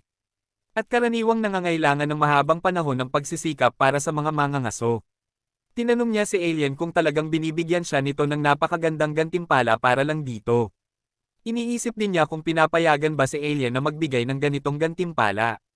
Ipinaliwanag ni Alien na ginamit niya ang bahagi ng gantimpala na nakuha niya mula sa pagtulong sa Red Locust. Ginamit din niya ang ilan sa kanyang mga espesyal na kapangyarihan upang mabigyan si Sejen ng espesyal na gantimpala na ito. Sinabi niya na binago niya ng kaunti ang mga patakaran upang mangyari ito. Dahil iniisip niya na tunay na nararapat ito kay Sejen. Ibinigay ni Sejen kay Alien ang balde ng inihaw na kamote at natapos ang quest. Bilang resulta, ibinigay ni Alien ang ipinangakong gantimpala. Ang bagong talento ni Sejen ay tinatawag na landowner. Ang espesyal na talento na ito ay karaniwang para sa mga magsasaka na may malalaking sakahan. Sa talento na ito, maaaring pumili si Sejen ng hanggang 30 tao na tinatawag na tenant farmers upang gamitin ang kanyang mga kasanayan. Tuwing magtrabaho at kumita ng gantimpala ang mga tenant farmers na ito, makakakuha si Sejen ng maliit na porsyento, 1% ng kanilang kita. Kung mas lumaki ang sakahan ni Sejen, mas magiging kapaki-pakinabang ang talento na ito. Excited sa kanyang bagong talento, nagpa siya si Sejen na subukan ito. Tinawag niya si Kyoang at ginamit ang system window upang gawing unang tenant farmer si Kyoang. Sa ganitong paraan, makikita ni Sejen kung paano gumagana ang sistema. Sa ganitong paraan, makikita ni Sejen kung paano gumagana ang talento na landowner. Ikinabigla at ikinasaya ni Sejen na makita kung paano gumagana ang kanyang bagong talento, landowner. Nakakita si Kyoang ng espesyal na tanda sa ibabaw ng kanyang ulo na nagpapakita na siya na ngayon ay isang tenant farmer. Upang subukan ang talento, humiling si Sejen kay Kyoang na kumuha siya ng 100 cherry tomatoes. Tumakbo agad si Kyoang at dumating sa cherry tomato farm bago pa man magkaroon ng pagkakataon si Sejen na mag-isip. Nagsimula agad siyang mamitis ng mga kamatis. Habang namimita si Kyoang ng mga kamatis, nagsimula nang makatanggap si Sejen ng maraming mensahe sa kanyang screen. Ipinapakita ng mga mensahe na ito na kumikita siya ng mga gantimpala dahil sa trabaho ni Kyoang. Tuwing namimita si Kyoang ng mga kamatis, nakakakuha si Sejen ng maliit na bahagi, 1%, ng mga gantimpala tulad ng experience points at pag-unlad ng kasanayan. Naiintindihan na ngayon ni Sejen na sa talento niyang landowner, maaari siyang kumita ng gantimpala at gumaling pa rito. Kahit na hindi siya ang gumagawa ng trabaho. Iniisip ni Sejen na ang kanyang bagong talento ay kamangha-mangha dahil nangangahulugan ito na maaari pa rin siyang kumita ng mga gantimpala kahit na masyado ng malaki ang kanyang sakahan para sa kanya na pamahalaan mag-isa. Kapag nagtatrabaho ang mga tenant farmers sa sakahan, makakakuha siya ng maliit na halaga ng experience points at pag-unlad ng kasanayan kahit na hindi siya ang gumagawa ng trabaho. Kamakailan, nahihirapan si Sejen na panatilihin ang sakahan, ngunit ngayon nararamdaman niyang ang talento na ito ay talagang makakatulong.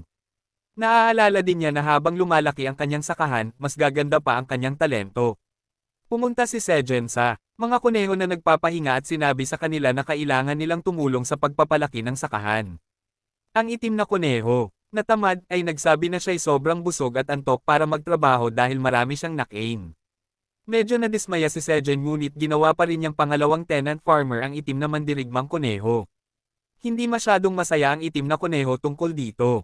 Nagpa siya si Sejen na gawing mga tenant farmer ang iba pang mga kuneho upang makatulong sa sakahan, kahit na sila'y antok at busog mula sa pagkain. Hinikayat sila ni Sejen na magpatuloy sa pagtatrabaho. Biniro niya na kung masyado silang magpapahinga, baka maging tamad sila tulad ng mga baka. Isang minotaur na malapit lang ang nakarinig nito at nagtataka kung siya ang tinutukoy ni Sejen. Sinabi ni Sejen sa kanyang mga kaibigang kuneho na oras na para masiyahan sa pagtatrabaho sa sakahan at pumunta silang lahat sa malaking cherry tomato field. Sabik silang magsimula sa pagsasaka, ngunit hindi nila alam na may mga mapanganib na corrupted creatures na sumalakay na sa kanilang sakahan. Ang mga nilalang na ito ay partikular na mabagsik at maaaring magdulot ng problema sa kanila. Iyan na muna para sa ngayon. Nagsimula ang chapter na ito na muling inatake ng mga halimaw na puno ang sakahan ni Sejen. Upang labanan ang problema ng mga corrupted ants, nagdala si Sejen ng bagong sandata. Sinindihan niya ang isang piraso ng kahoy mula sa halimaw na corrupted ant at pagkatapos ay binigay niya ito kay Kyoang upang itapon sa mga kaaway. Sumabog ang proyektil sa pagdating nito sa grupo ng mga halimaw. At imbis na direktang pinsala, sinisindihan nito ang mga mas maliliit na halimaw. Samantala, pinabagsak ni Sejen at Kyuang ang mga corrupted ants na malapit sa kanila. Natapos nila ang mga mas maliliit na halimaw sa loob ng ilang minuto dahil sa tulong ng apoy na pumatay sa karamihan sa kanila. Gayunpaman, ang mga malalaking halimaw ay hindi gaanong naaapektuhan ng atake ng apoy. Habang tinitingnan ni Sejen ang mga ito, napansin niyang ang mas mahuhusay na miyembro ng kanyang grupo ay nakikipaglaban sa kanila. Ang itim na mandirigmang kuneho ay sumugod sa mga halimaw na corrupted ant at isa-isang pinabagsak ang mga ito. Sinadyang pinupuntirya niya ang kanilang mga braso at paa na hindi na sila makagalaw o lumaban. Pagkatapos, sumali ang nanay ni Kyuang sa laban, pinapalupog ang mga halimaw na puno gamit ang kanyang malalakas na mga paa. Habang pinagsasama nila ang kanilang lakas upang sirain ang mga kaaway, tanging si Sejen ay nanunood ng may paghanga. Hindi pa rin niya mapaniwalaan na sapat na sina Kyuang's mom at ang itim na mandirigmang kuneho upang labanan ang mga sumasalakay na halimaw. Habang abala siya sa pag-iisip, isang halimaw na sanga ang umatake sa kanya, at agad siyang nakareact upang iligtas ang sarili. Ang tanging dahilan kung bakit sila nakareact sa banta ng mga corrupted ants ng tama sa oras ay dahil ang Mama Bear ay handa sa anumang panganib. Iyon ang dahilan kung bakit nakaiwas sila ng malaking pinsala sa sakahan. Pagkatapos ng huling atake, hiniling ni Sejen kay Kyuang's mom na lumipat malapit sa sakahan, at napatunayang tama ang kanyang desisyon.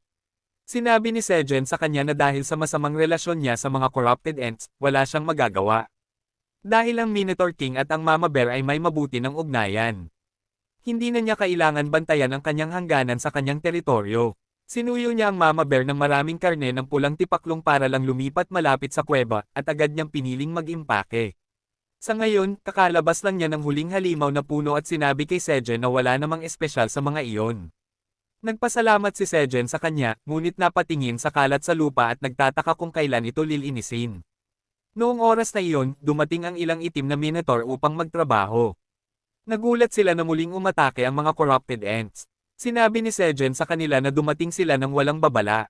Hiniling niya sa kanila na tulungan siya sa paglilinis ng kalat dahil sa mga bahagi ng corrupted ant na kalat sa paligid at ang pinsalang ginawa sa bukid, hindi na sila makakapagtrabaho sa kahit ano pa. Nagreklamo siya na hindi niya magamit ang kanyang talento bilang may-ari ng lupa sa ngayon, noong isa sa mga akal ang patay na corrupted ant ay biglang gumalaw. Galit na tinadyakan ito ni Sejen, iniisip kung nasaan na ang puno na sinusubukan nilang i-corrupt. Samantala, sa ika-52 palapag ng tore, si Theo ay kasama ang veteranong mangangaso na si Tijen, at patungo sila sa isang sulok ng palapag. Tinanong ni Theo si Tijen kung saan siya dadalhin. Hindi sigurado si Theo sa ginagawa niya dahil ang daan ay papunta sa isang dead end. Tinanong siya ng pusa na mga ngalakal kung paano siya nakarating sa ika-52 palapag ng mag-isa gayong napakahina niya sa direksyon na maaari pa siyang makipagkumpetensya kay Rorenoa Zoro. Tinanong niya kung hindi ba siya gumamit ng mga waypoint upang umakyat sa tore, at nang ailapag siya ni Tijen sa lupa, sinabi niya na umakyat siya gamit ang isang linjon. Nagulat si Theo at kinumpirma sa veteranong mangangaso kung talaga bang tinutukoy niya ang prutas ng dimensional fragment. Sinabi ni Theo na ang Linjin ay may masamang enerhiya kaya hindi ito dapat gamitin ng walang ingat. At bago pa man iyon, hindi ito isang bagay mula sa Black Tower. Ito ay isang item mula sa labas ng tower at sa makatuwid ay ilegal. Sinabi ni Theo kay TJ na kailangan niyang i-report siya sa pamunuan ng passageway. Pero hindi ito alintana ni Tijen. Sa halip nakuha niya ang ilang sagot kung bakit madalas nawawala ang kanyang mga Linjin. Dahil maaaring matuklasan ng ibang residente ng tower ang mga ito. Gayunpaman, nagtago siya ng isa ng ligtas para sa pagbabalik. Ipinakita ni Tijen ang isang bagay na itinago niya sa ilalim ng tela. At nagulat si Theo nang makita ang isang plant snake monster. Ito ang unang pagkakataon na nakakita siya ng berdeng Linjin na ganito. Sinabi ni Tijen na dahil maikli ang buhay ng mga Linjin. Kung hindi niya ito gagamitin ngayon, malalanta ito kaagad. Sinabi niya kay Theo na sumama sa kanya. Pero tumanggi ang cat merchant na gumawa ng ilegal na bagay. Inalok siya ni Tijen ng 2 churros.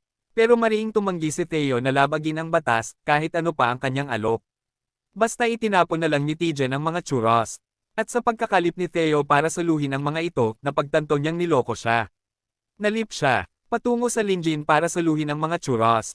At bumukas ang bibig ng plant snake para lunukan siya ng buo. Sumunod si Tijen. At nahulog sila sa isang dimensional portal. Habang nag-aalala si Theo sa pagitan ng pag-aalaga sa sarili at sa pagkuha ng bumabagsak na churros. Sa kalaunan, lumabas sila sa Linjin sa ika-38 palapag sa base camp ng Phoenix Guild doon. Nang mapansin sila ni Dongshek, tinanong niya ang kanyang master kung paano siya biglang naroon. Mas lalo pang nagulat si Theo nang makita siya doon. Nagpanik si Dongshek habang tinatanong si Tijen kung kailan sila nagkita. At ano ang nangyari sa sumpao sa nagliliyab na baboy. Tinanong siya ni Dongshek kung natalo na niya ang boss monster sa ika-52 palapag. Sinabi ni Tijen na marami siyang tanong. Sinagot niya ang mga ito isa-isa. Sinasabi na madali niyang natalo ang nagliliyab na baboy gamit ang kapangyarihan ng Sun Pumpkin Sweet Potato. Tumawa siya habang isiniwalat na nakilala niya si Theo sa ika-52 palapag. Kung saan naging magkaibigan sila at sabay silang pumunta dito. Gayunpaman, hindi masaya si Theo sa ganitong arrangement. At sinabi kay Tijen na huwag na siyang itapon sa isang crop na ganito muli. Biglang napagtanto ni Dongshek ang nangyari. At tinanong ang kanyang master kung ilang Linjin ang ginamit niya sa pagkakataong ito dahil napakabihira nito sa kanilang bansa. Sinabi ni TJ na kalmayan siya at may iba pa siyang kailangang suriin doon bukod sa baboy. Pagkatapos, bumaling siya kay Theo na may mahalagang tanong. Sinabi niya na sinuri niya ang mga palapag 40 hanggang 52 ng tower gamit ang mga Linjin. At tinuklas niya ito ng kaunti. Nakipagkita rin siya sa mga katutubo at tinanong kung may iba pang tao na nakarating sa kanilang palapag. Sinabi ng lahat na siya ang unang at tanging tao na nakita nila. At iyon ang dahilan. Talagang interesado siyang malaman kung nasaan si Sejen ngayon. Mukha siyang nakakatakot habang nagtatangkang humarap kay Theo, na natatakot sa veteranong mangangaso ngayon. Nervous na tumawa si Theo. Napagtanto na nahuli na ang kasinungalingan ni Sejen. At ngayon siya ay nasa malaking gulo. Samantala, si Sejen ay nasa kanyang yungib. Nag-aani ng cherry tomatoes, dahil sa kanyang harvest skill na nasa level 4. Tumaas ng isang antas ang kalidad ng kanyang mga ani. Nakuha niya ng maraming job EXP at skill proficiency dahil sa pag-aani ng cherry tomatoes. Ang pinakamagandang balita ay ang big-grade cherry tomatoes na unang naani niya gamit ang harvest skill. Iniisip ni Sejen na kung patuloy siyang magtatrabaho ng husto, maaari niyang mani lahat ng cherry tomatoes na higit sa C-grade. Biglang tinawag siya ng mga rabbits. Sinabi sa kanya na ang huling bahagi ng pagkain ay naihatid na. Sinabi ni Sejen na pupunta siya doon kaagad. Pero habang tumatalikod siya, biglang napagtanto niya. Naalala niya ang mga salita ng naghihingalong langgam na lahat ay narito. Nagtataka siya kung ang punong hinahanap ng mga langgam ay narito. Nagsimulang maglakad-lakad siya na nagsasabing walang mukhang espesyal. Biglang napansin niyang namatay na ang bonfire sa kanyang yungib. At bigla siyang naalala. Habang iniisip na hindi pa namamatay ang bonfire mula nang una niyang sindihan ito. Hindi niya rin alam kung kailan ito namatay dahil lumabas siya. Nagfideling si Sejen sa abo. Iniisip na dapat niya itong sindihan muli dahil ang mga baby rabbits ay narito pa rin. Biglang napansin niyang may seedling na nakatago sa ilalim ng abo. Nabigla si Sejen nang makita ito. At biglang nakarinig siya ng boses sa kanyang ulo. Tinatawag siyang master at sinasabing sa wakas, napansin siya nito. Nagulat si Sejen na ang sprout ay nagsasalita sa kanya. At biglang lumabas ang isang cute na maliit na plant spirit. Binati siya, sinasabing hinihintay niya ang araw na ito mula sa ilalim ng lupa. Masayang ngumiti siya habang ipinakilala ang sarili bilang Flame. Ang apple tree seed na itinanim ni Sejen sa yungib noon. Nabigla pa rin si Sejen. Pero sa wakas, naintindihan niyang si Flame ang punong tinitingnan ng mga corrupted ants. Iyon lang para sa video na ito. Ang episode na ito ay nagsisimula sa cute na si Flame na nakatitig sa kanyang daddy, si Sejen, na may cute na ngiti. Si Sejen, nang makita ito, sa wakas ay nakuha ang sagot na ang mga corrupted ant tree ay laging lumulusob upang kainin siya. Si Sejen, sa kabilang banda, ay nagulat nang makita ang maliit na nilalang na nagpakilala bilang Flame. Masayang-masaya siya dahil nakakausap na niya ang kanyang master. Nagsimula siyang sumayaw ng salsa, sinasabi na ito ang pinakamaligaya niyang sandali mula nang siya ay magkamalay. Sa wakas, nakilala na niya ang kanyang daddy. Kung natutuwa ka sa maliit na nilalang na ito, pindutin ang subscribe button at mag-iwan ng like dahil malaki ang naitutulong nito sa channel. Ngayon, ipagpatuloy natin. Ngunit hindi maintindihan ni Sejen kung paano nababagay ang pangalang Flame sa isang puno ng mansanas. Higit sa lahat, paano nakakapagsalita ang mga halaman. Kung tama ang pagkakaalala niya, nagtanim siya ng puno ng mansanas at walang kinalaman ang Flame sa apoy. Si Flame naman, na hindi naiintindihan ang sinasabi ng kanyang daddy. Sa wakas, sinabi niya na inililipat niya ang kanyang kamalayan mula sa puno ng mansanas papunta sa kanyang ulo gamit ang mahiwagang kapangyarihan. Kaya ang katawang ito ay tila isang peking katawan na nilikha gamit ang mahika upang makausap ang kanyang daddy. Maaaring isipin ni Sejen na ganito iyon. Kinuha niya ang anyong ito upang magmukhang maganda sa harap ng kanyang daddy. Pagkatapos, may pag-aalalang mukha siyang nagtanong. Hindi ba nagustuhan ni Sejen ang kanyang anyo? Kung hindi niya gusto, maaari siyang magpalit ng ibang anyo. Nalungkot si Flame at nagtanong kung hindi ba gusto ni Sejen ang anyong ito. Ngunit napansin ng ating bida. Halos maiyak na si Flame at agad niyang sinabi na mukhang cute siya. At maging ang kanyang pangalan ay cute. Pagkatapos, naka-cross arms na tinanong ni Sejen si Flame na, gaya ng kanyang nabanggit, siya ay isang nagliliyab na pulang puno ng mansanas. At nabanggit din niya na gumamit siya ng mahika upang gawin ang anyong ito. Ibig sabihin, siya ay dapat malakas at kahanga-hanga, tama. Ngunit sa loob, hindi makapaniwala si Sejen na ang murang mansanas na kinain niya noon ay naging isang napakagaling na mansanas. Ngunit si Flame, na may mahiyain na mukha, ay sinabi kay Sejen na hindi siyang talagang kahanga-hanga gaya ng iniisip ni Sejen. Pagkatapos, nagsimula siyang magkwento kay Sejen kung paano siya ipinanganak. Halos 200 araw na ang nakalipas ng unang itanim ni Sejen ang buto ng mansanas. Sa wakas, sumibol siya sa ikatlong araw. Ngunit nang subukan niyang sumibol mula sa lupa, nakaramdam siya ng matinding init. Pakiramdam niya mamamatay siya sa init. Kailangan niyang mabuhay. Kaya't nagpasya siyang pumailalim sa lupa. Patuloy siyang pumailalim sa lupa. Patuloy siyang pumailalim sa lupa ng napakaraming araw, walang katapusan, hanggang sa hindi na niya alam kung saan ito nagtatapos. Bigla, ang mga ugat ay umabot sa ibabaw ng isang kuweba at gumawa ng bitek sa mga bato.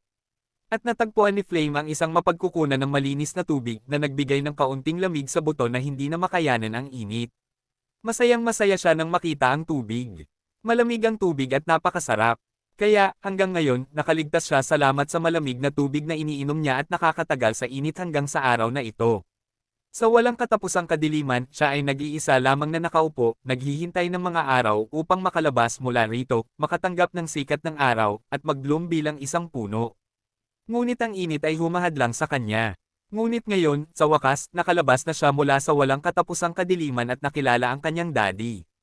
Kaya't siya talaga ang pinakamasaya at walang anumang pagsisisi sa kanyang buhay. Sa wakas, napagtanto ni Sejen ang kanyang pagkakamali. Nakalimutan niyang nagtanim siya ng puno ng mansanas dahil sa kaguluhan at insidenteng blue moon na nangyari noong siya ay bata pa. Una siyang nakarating sa tore at kinabukasan, sa pagkakamali, sinindihan niya ang campfire sa mismong ibabaw kung saan niya itinanim ang puno ng mansanas.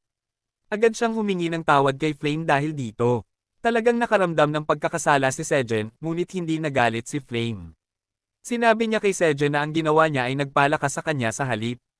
Kaya't hindi na kailangang mag-alala si Sejen. At ngayon, kaya na niyang gumawa ng fire magic.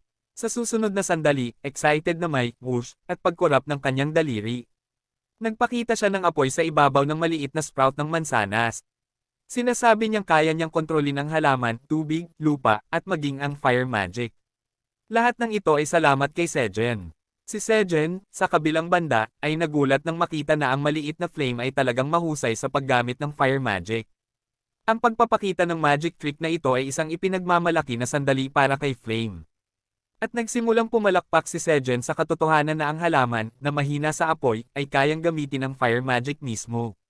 Nakakaakit talagang tingnan ang cute na nilalang na ito. Talagang nakakaakit at nakaka-relax para sa ating bida. At si Flame, nang makita niyang pumapalakpak ang kanyang daddy, ay naging pinakamasaya sa kanyang buhay, habang nakatindig siya ng mataas ang dibdib. Pagkatapos, excited na ipinaalam ni Flame sa kanyang daddy na kaya niya lamang gumawa ng maliit na apoy sa ngayon. Ngunit siya ay mabilis na lalaki at tutulong sa kanyang daddy sa anumang paraan na kaya niya. Ngumiti si Sejen habang tinitingnan ang pinakabata sa kanyang pamilya sa ika-79 na palapag, ang nag-iisang Flame. At hinaplos niya ang mga petalya sa kanyang ulo ng malumanay, habang sinasabi kay Flame na siya ay nagkaroon ng matinding hirap sa ilalim ng lupa. Kaya't hindi niya kailangang magpakahirap sa labas. Gusto ni Sejen na huwag mag-alala ang puno ng mansanas ngayon, at lumaki ng malusog at masaya. Dahil kung magpakahirap siya agad pagkatapos ipanganak, maaari siyang magkasakit. Masaya si Flame na makita ang kanyang daddy na nag-aalala para sa kanya. Gusto niyang haplasan pa siya ni Sejen. Talagang nagiging emosyonal siya. At pati ang magsasaka ng tore ay sumang-ayon, sinasabing pwede niyang haplasan si Flame hanggat gusto niya. Nagsimulang isipin ni Flame. Ito ang pinakamagandang araw ng kanyang buhay bilang puno ng mansanas. Masaya siya na siya ay maging cute at magkaroon ng kasiyahan kasama ang kanyang may-ari sa parehong oras. Ngunit ang totoo, sinabi ni Flame kay Sejen ng isang maliit na kasinungalingan. Lumipat ang eksena at nakita natin na ang mga ugat ni Flame ay napakakapal na. Ang kanyang mga ugat ay patuloy na pumunta sa ilalim ng lupa hanggang umabot sa mas malalim na bahagi ng ilalim ng dagat. Halos natakpan na ng puno ang buong ika-79 na palapag kasama na ang ilalim ng dagat. Nagpasya siyang itago ito kay Sejen. Lumipat ang eksena at bumabalik tayo sa ika-39 na palapag kung saan si Taejun, na may seryosong mukha, ay tinanong si Taeo kung nasaan si Sejen dahil naghanap na siya hanggang sa ika-58 na palapag, ngunit wala siyang nakitang bakas tungkol kay Sejen doon. Maging si Dongshik ay nagsimulang maalala na sinabi ni Taeo sa kanya na nakatagpo niya si Sejen sa ika-40 na palapag. Sinabi ni Taeo na sa ika-40 na palapag, iniligtas ni Sejen ang kanyang buhay. Matagal nang nagsinungaling si Taeo kay Dongshik, ngunit hindi rin nahanap ni Dongshik si Sejen kahit saan sa ika-40 na palapag. Ngayon, nagsimulang labis na pagpawisan si Taeo, sinasabi sa matandang lalaki na nagsinungaling siya at hindi talaga niya maihayag ang lugar kung saan naroroon si Sejen dahil sa ilang mga kadahilanan. Ngunit nagtataka lang ang matandang lalaki kung bakit hindi sinasabi ni Taeo ang anuman. Pagkatapos, nagsimulang ipaliwanag ni Taejun kay Taeo na sa ngayon, si Sejen ay tumatanggap ng atensyon ng buong mundo sa kanyang pahanang mundo, ang Earth. Hindi niya alam kung gaano kahalaga si Sejen para sa Tore o sa mga tao na nakatira sa Tore, ngunit para sa Earth, si Sejen ay isang napakahalagang tao. Si Sejen ang naging pinakamahalagang tao para sa mga tao sa Earth. Muling tinanong ni Taejun kung saan palapag naroon si Sejen, kung kailangan ba niya ng tulong, at bakit hindi siya lumalabas mula sa Tore. Bilang pinuno ng Hunter Association ng Republika ng Timog Korea, tinatanong niya kung nasaan si Sejen, at dapat itong sabihin ni Taeo sa kanya. Kahit na sinabi na ang lahat ng ito, hindi nagsalita si Taeo. Pagkatapos ay bahagyang yumuko si Taejun at magalang na nagtanong, hindi ba maaaring magpakita si Taeo ng kaunting kabaitan? Pati na rin nagsimulang magmakaawa si Taejun na sabihin ang tungkol kay Sejen dahil ito ay napakahalagang impormasyon. At si Taeo, nasa mahirap na kalagayan. Hindi niya masabi na si Sejen ay natigil sa ika-79 na palapag, kaya naisip niya ang isang ideya. Kumuha siya ng isang piraso ng papel mula sa kanyang bag at sumigaw na kailangang pumirma si Taejun ng kontrata sa kanya. Ipinaliwanag niya na papirma siya ng kontrata, at sasabihin niya ang lahat tungkol kay Sejen, ngunit kung pipirma lamang si Taejun ng kontrata kay Taeo, na itatago ni Taejun ang lahat ng sinabi ni Taeo bilang lihim, at pag-uusapan lamang ito kay Taeo at wala ng iba. At kung sisirain niya ang kontrata, tatapusin ang buhay ni Taejun, habang sinasabi sa matandang lalaki na gumawa ng kontrata. Gusto ni Taeo na ang lahat ng mga salitang palitan nila ng pusa ay manatiling confidential, at ang matandang lalaki ay maaaring pag-usapan lamang ito sa tindero ng pusa at kay Taeo at wala ng iba. Nabigla ang matandang lalaki sa biglang pagbabago sa ugali ni Taeo, nakita niya ang seryosong mukha ni Taeo sa unang pagkakataon. Maging si Dongshik ay labis na kinakabahan sa pagdinig ng mga kondisyon ng kontrata, ngunit kalmadong sinabi ng matandang lalaki kay Dongshik na pumirma rin ito. Nagsimula silang pumasok sa isa sa mga kampong itinayo nila.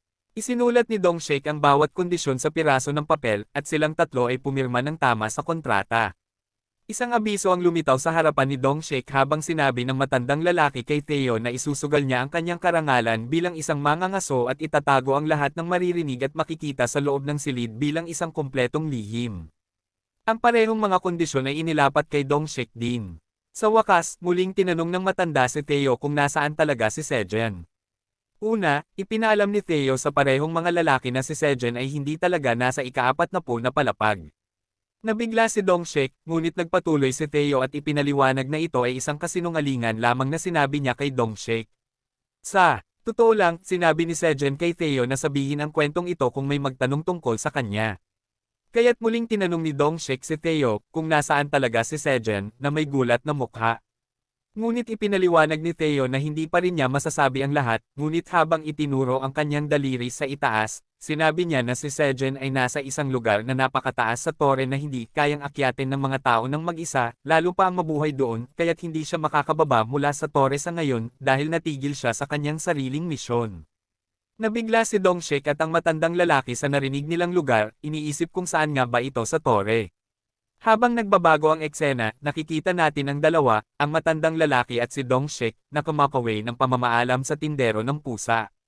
Pagkaalis ni Theo, tinanong ng nabiglang si Dong Shek ang matandang lalaki kung totoo ba ang sinabi ni Theo. Sinimulan niyang sabihin sa matandang lalaki na gaano man kalakas ang isang mangangaso, mahirap umakyat sa isang tiyak na palapag gamit ang Linjen, dahil kahit pasabihin na may isang taong umabot sa ika-80 palapag, mamamatay siya agad kahit sa isang maliit na pagkakamali.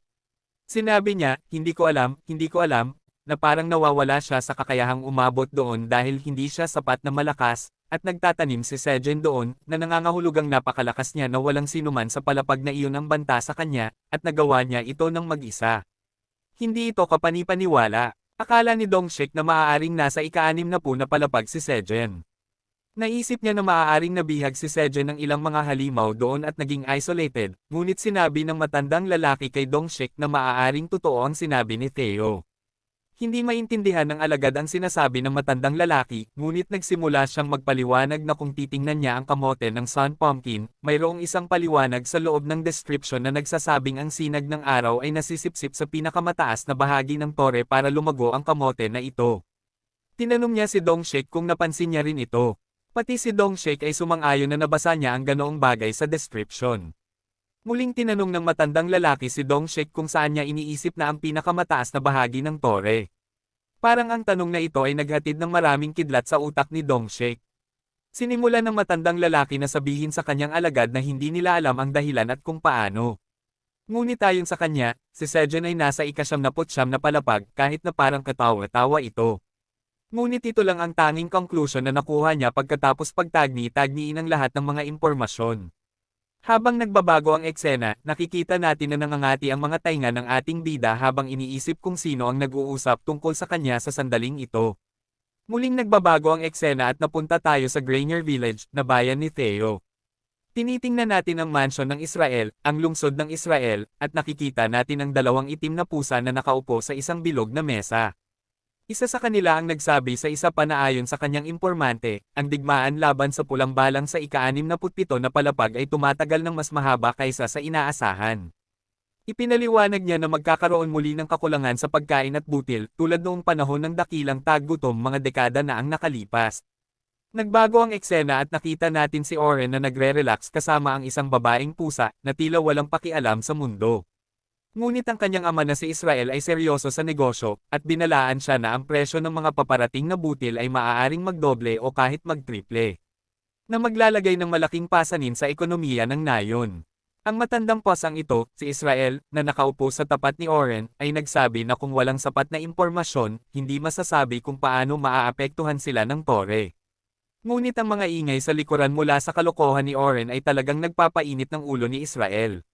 Sa wakas, napuno na siya at nagtanong. Nakikinig ka ba ng maayos? Nagulat si Oren at ang kanyang kasamang babae ay natigilan sa sigaw na iyon. Sumagot si Oren ng may pang-aasar. Chill, nakikinig ako sa abot ng makakaya ko. Ang babaeng pusa, na nakaramdam ng pang-iinsulto, ay nagsabing nawala na siya ng gana ngayon. Binaliwala ni Oren ang mga alalahanin ng kanyang ama tungkol sa digmaan at pera. Nagmayabang patungkol sa kanilang punong-punong kayamanan. Bumalik siya sa kanyang mapaglarong kalokohan kasama ang babaeng pusa. At hindi pinansin ang lumalalang inis ng kanyang ama. Napuno na si Israel at naglabas ng pagbabanta. Pinagbantaan niyang puputulan ang suporta kay Oren mula sa yaman ng pamilya kung hindi siya pupunta sa mga ngalakal at mag-iimbak ng pagkain. Nayanig si Oren sa banta. Napasigaw siya ng malakas, na marahil narinig ng buong nayon. Ngunit puno pa rin ng pagmamataas. Hinamon ni Oren ang tiwala ng kanyang ama sa kanya. Ako ang dakilang Oren. Kayang-kaya kong bumili ng pagkain, sabi niya, at kinaladkad ang isang sibilyan para gawing kargador. Ngunit lingid sa kanilang kaalaman, may nagmamanman na tusong goblin na minsan nang niloko ang ating mahal na naglalakbay na pas ang mga ngalakal. At sa ganitong paraan, nagtapos ang kabanatang ito. Ang eksena ay lumipat sa ika-75 na palapag, at nakita natin ang isang tindahan ng pagkain na puno ng mga tao kung saan maraming prutas, gulay, at makatas na karne. Talagang lahat ng pagkain ay naroon. Si Oren, na tamad, ay sinusubukang bumili ng karne gamit ang isang barya ng tore. Ngunit sa bawat tindahan ay natatanggihan siya at sinasabing ngayon ang presyo sa merkado ay 4 na barya ng tore para sa isang piraso ng karne, isda, o kahit anong pagkain. Sinubukan niyang makipag-usap, ngunit hindi niya alam ang mga patakaran ng mga asyanong nanay at isa lang siyang tamad na batang mayaman na hindi nakaranas ng hirap. Kaya't lahat ay sinisingil siya ng medyo mataas. Ngayon, matapos matanggihan ng halos lahat ng nagtitinda sa labas, nagsimulang sumigaw si Oren, hawak ang kanyang ulo sa inis, sumisigaw. Ano ba itong nangyayari? Bakit ang mahal-mahal ng pagkain? Ang kanyang mga tauhan na inatasan ng kanyang ama, na alam na wala siyang kwenta, ay nanunood lang sa kanya mula sa gilid, humihinga ng may pagkabigo. Ipinaliwanag nila kay Oren na dahil sa kasalukuyang digmaan, ang ilang mga mangangalakal sa ilang mga palapag ay nagsimulang bumili ng malalaking dami. At iniimbak ang lahat sa halip na ibenta sa merkado. Iyon ang dahilan kung bakit tumaas ang mga presyo ng pagkain. Karaniwang kaalaman iyon kahit na alam ng bawat karaniwang tao. Ngunit si Oren, sa isip niya lang ay gustong makipaglaro sa mga prutas ng kanyang nobya at nais tapusin agad ang kanyang gawain. Sinimulan niyang murahin ang mga mangangalakal dahil sa pag-iimbak ng mga pagkain, ngunit bigla siyang nakaisip ng isang magandang ideya. Naisip niya na imbes na ganito, bakit hindi niya kuhanin ang bagay sa sarili niyang mga kamay. Ang kanyang ideya ay imbes na bumili ng mga supply mula sa mga tindera. Iniisip niyang bumili ng mga supply direkta mula sa bukid sa mas mababang presyo. Sa tingin niya ito ay isang napakatalinong ideya. Para siyang henyo nang maisip niya ito. Ipinagmamalaki ang sarili, inutusan niya ang kanyang mga tauhan na sumunod sa kanya sa asosasyon ng mga ngalakal, at inanunsyo na siya ay magiging isang gumagalang mangangalakal, dahil tanging mga mangangalakal lang ang pinapayagang bumili ng kahit ano direkta mula sa mga bukid. Nagulat ang mga tauhan, pero ano ang magagawa nila? Sinubukan nilang sabihin na dapat munang ipaalam sa kanyang ama, pero sinabi ni Oren na walang kailangan ipaalam sa kanyang ama tungkol sa maliit na bagay na ito. Sa halip, iminungkahi niya sa kanyang tauhan na maging mga gumagalang mangangalakal din, at sasagutin niya ang gastos nila. At sa ganoong paraan, kung lahat sila ay magiging mangangalakal, double o 3 beses ang kanilang pera, mag-iimbak sila ng pagkain na parang bundok, at iiwan ang kanyang ama na walang masabi. Pagkatapos, na may isang ngiti sa kanyang mukha, sinabi niya na papawawaken niya ang 1,000 mga barya ng tore ng 10 beses. Sa tingin niya, ipinanganak siya para maging mangangalakal, at gamit ang kanyang kakayahan sa pangangalakal, siya ay magiging pinakamayamang tao sa tore at maglalaro sa mga prutas at mga kagamitan sa umaga at gabi. Habang sinasabi ito, nagsimula siyang sumayaw at umusad, sinasabi kung ano ang gagawin niya kapag siya ay sumikat, paano ikukwento ang alamat ni Oren, ang alamat ng mangangalakal, sa bawat palapag ng tore. At si Skerem, nakita ito mula sa likod at tumatawa ng patago, sinasabing nakuha niya ang kanyang susunod na biktima. Tinawag niya si Oren mula sa likod at ipinakilala ang sarili, sinasabing siya ay si Skerem, isang gumagalang mangangalakal, at kung gusto ba niya maging isang gumagalang mangangalakal. Sumagot si Oren, oo, gusto niya, pero bakit siya nagtatanong? Ipinaliwanag ni Skerem na mayroon siyang magandang bagay para kay Oren, at maaari niyang doblehin ang kanyang pera sa scheme na ito. Mga kaibigan, sinasabi ko sa inyo. Lumayo kayo sa kahit sinong tao na nagsasabing kaya niyang doblehin ang inyong pera, pero kayong lahat, pwede niyong doblehin ang mga like at subscribers, kaya paki-like at subscribe para suportahan ako. Sa isang nakakatakot na ngiti, sinabi ni Skerem na mayroon siyang ilang bihirang bagay mula sa labas ng tore na napakabihira na hindi mo makukuha kahit saan, at ang bagay na ito ay magpapayaman kay Oren. Sino kaya ang maloloko dito? Samantala, si Theo ay nasa ika-75 na palapag din, bumibili ng mga bagay na pinapabili sa kanya ni Sojun, tulad ng mga kumot, gamit sa kusina. At sa huli, bumili din siya ng bagong kahon ng mga pako para sa kanya. Habang naglalakad sa kalye, sinusuri kung ano ang susunod na item sa listahan, biglang naramdaman niya ang isang kakaibang sandata at agad niya itong kinuha, pakiramdam na espesyal ito. Ang pakiramdam ni Theo ay palaging tama, kaya nagpasya siyang bilhin ito. Habang nasa proseso siya ng pagbili ng sandata mula sa isang nakatutuwang hayop na nagbabasa ng dyaryo, isang arroganting boses ang nagsabi. Sino ito? Nagulat si Theo. Lumingon siya, at doon nakatayo si Oren kasama ang kanyang mga tauhan, nagsasabing. Hindi ba si Theo ito? Ang lalaking tumakas sa gabi mula sa nayon at hindi na bumalik. Si Theo. Nang makilala niya na si Oren iyon, ang lalaking sinamahan ng kanyang dating nobya na iniwan siyang wasak ang puso. Nagulat sa pagkakita sa kanya ngunit mas nagulat nang makita ang badge ng mga ngalakal sa kanyang dibdib. Tinanong ni Theo kung si Oren ay naging isang gumagalang mangangalakal. Habang nagpapanatili ng mapagmataas at nakakainis na ngiti, ay sumagot, totoo ngang naging mangangalakal ako dahil tinulungan ako ng isang mabuting goblin, ang parehong goblin na tumulong kay Theo. Pagkatapos, galit siyang nagsimulang sumigaw kay Theo, sinasabing ang parehong goblin din ang tumulong kay Theo, ngunit ano ang ginawa ni Theo? Pinagtaksilan niya ito. Naging isang mataas, mid-level na mga ngalakal si Theo, lahat dahil sa mga bagay na binigay ni Scarem mula sa labas ng tore na sobrang bihira at walang sino man ang makakakuha nito. At nang naging matagumpay si Theo, pinagtaksilan niya ito. Sa isang nangingibabaw na tono, tinanong niya si Theo, magkano ang kinita mo sa mga bagay na binigay sa iyo ni Scarem. Sa puntong iyon, napagtanto ni Theo na nascam si Oren, kaya dahil sa pagka-inosente ni Theo, agad siyang sumigaw kay Oren, binili mo ba talaga ang mga walang kwentang bagay na iyon kay Scarem? Kung ginawa mo, ikaw ang pinakaduwag, pero si Scarem ay mas malaking duwag pa. Kaya naiintindihan ko na nascam ka, tulad din ng nangyari sa akin noon. Kaya dahil parehong nascam, nagpa siya si Theo na tulungan si Oren, at tinanong siya na ibigay lahat ng bagay na binigay sa kanya ni Scarem, at si Theo na ang bahala rito. At kung tutulungan siya ni Oren na hanapin si Scarem, maaari nilang mahuli ito at maibalik ang pera ni Oren. Ngunit hindi nakikinig si Oren sa anumang kalokohan ni Theo. Sa isang mapagmataas na tono, tinawag niya si Theo na isang walang utang na loob, sinasabing alam niyang takot si Theo na siya ay maging isang matagumpay na mangangalakal, mas malaki pa kaysa kay Theo.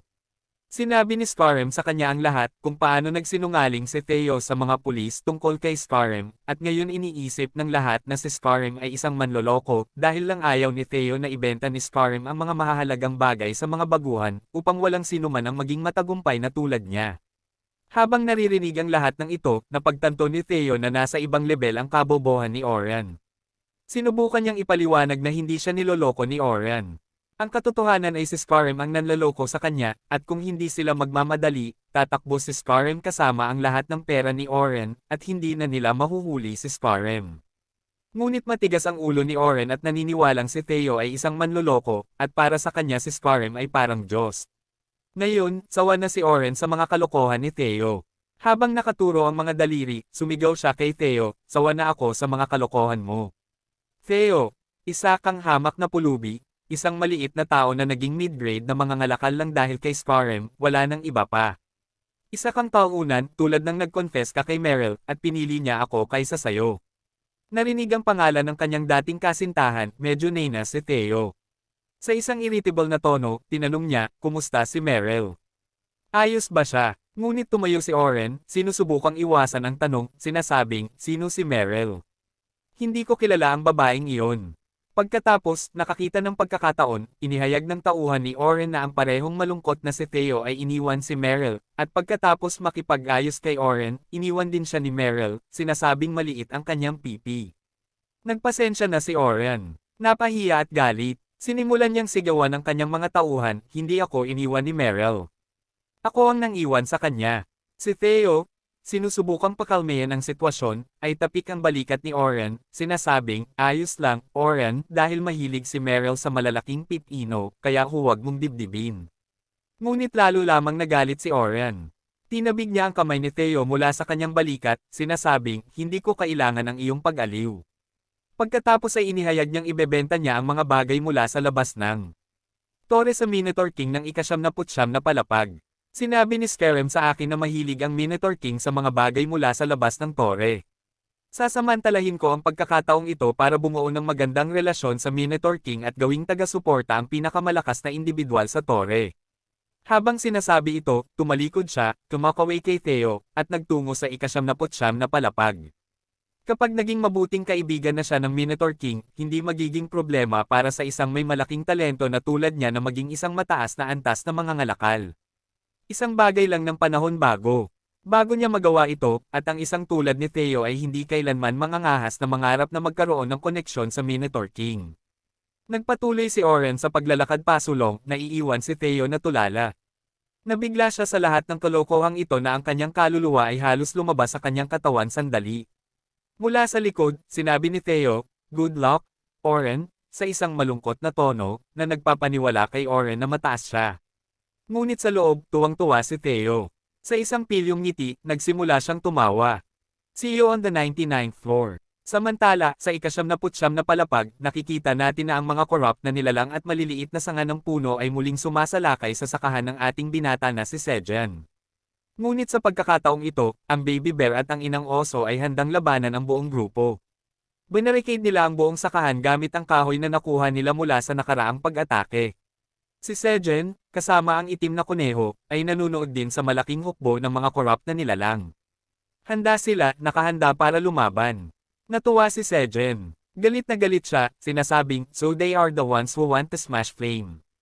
Pagkatapos ay inilabas niya ang kanyang bagong lutuin, ang locust soup, at lahat, sa seryosong mukha, ay ininom ng buo sa isang higop. Agad, inabisuhan sila ng sistema na nakain nila ang combat food, at tumaas ang kanilang lakas ng 7.1 para sa susunod na 30 minuto.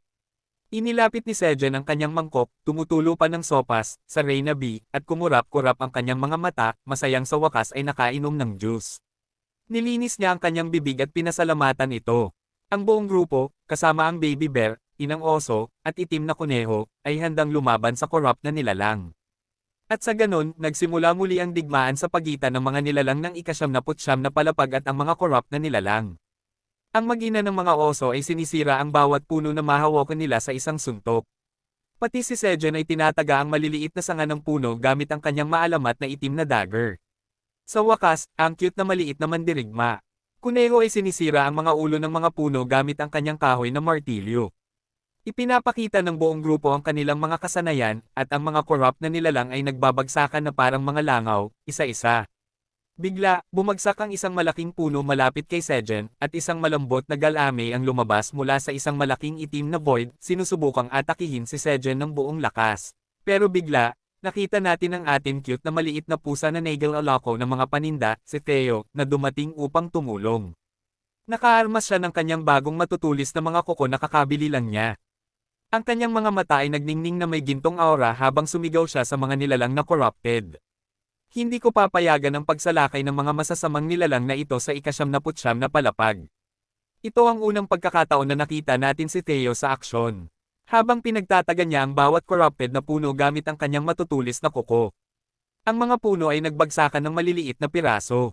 Bumaba si Theo sa lupa, kumikislap ang kanyang mga kuko tulad ng armor ni Iron Man. Tuwang-tuwa si Sejen na makita na ang kanyang mapagkakatiwalaang naglalakbay na pusa na tindero ay kaya rin palang lumaban. Tinanong ni Theo, na curious, sino ang mga nilalang na ito? Sinimulan ni Sejen ipaliwanag, pagkatapos mong bumaba, bigla na lang sumalakay ang mga ito. Corrupted na mga puno ang mga iyan, at nalaman ko na may isang puno ng mansanas na nagngangalang Flame sa loob ng yungib. Si Flame ang gustong makuha ng mga corrupted na puno. Nalitaw si Theo, hindi maintindihan ang gustong sabihin ni Sejen. Ngunit habang nagpapaliwanag si Sejen, biglang umatake ang isang corrupted na puno mula sa likuran, ikinagulat niya. Bago pa man makareact si Sejen, tumalon na si Theo at gamit ang kanyang bagong matutulis na kuko. Pinagtagpas ang puno na parang papel lang. Nang makita ito, sinabi ni Sejen, ipapaliwanag ko na lang mamaya. Unahin natin tapusin ang mga bastos na ito. Hindi pa tapos ang digmaan. Parehong napagtanto ng pusa at ng magsasaka sa tore na sila ay napapaligiran ng maraming corrupted. Nagdesisyon silang harapin muna ang mga mananakop at mag-usap na lang pagkatapos. Habang pinagtataga ni Sejen ang mga puno, nagsimulang maghalungkat si Theo sa kanyang pouch. May dinala akong makakatulong sayo. Sigaw ni Theo. Lumingon si Sejen, curious, at nakita niyang ito ay parang isang uri ng sandata. Nakakuha ito ng atensyon ni Theo ng sobra, kaya't binili niya ito ng hindi nag-iisip. Ngumiti si Sejen habang tinitingnan ang bagong sandata. Tinawag niya ang manager ng tore. Aileen. Mabilis siyang sumagot, sinasabing pinapanood niya ang lahat. Ang sandata ay na-teleport sa dragon, at agad itong inapraise ni Aileen.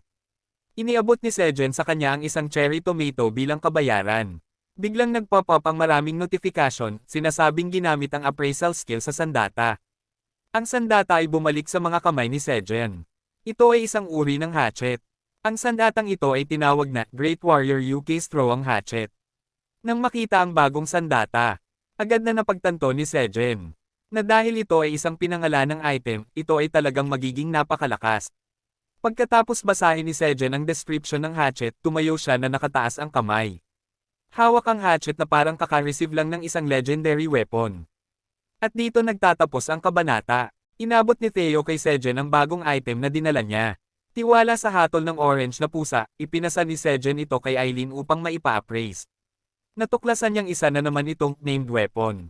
Binasa ni Sejen ang impormasyon tungkol sa bagong sandata na tinatawag na Great Warrior Wukong Strong Hatchet. Ito ay ginawa ng dakilang dwarf na mandirigmang si Wukong mismo mula sa tribong Red Rock.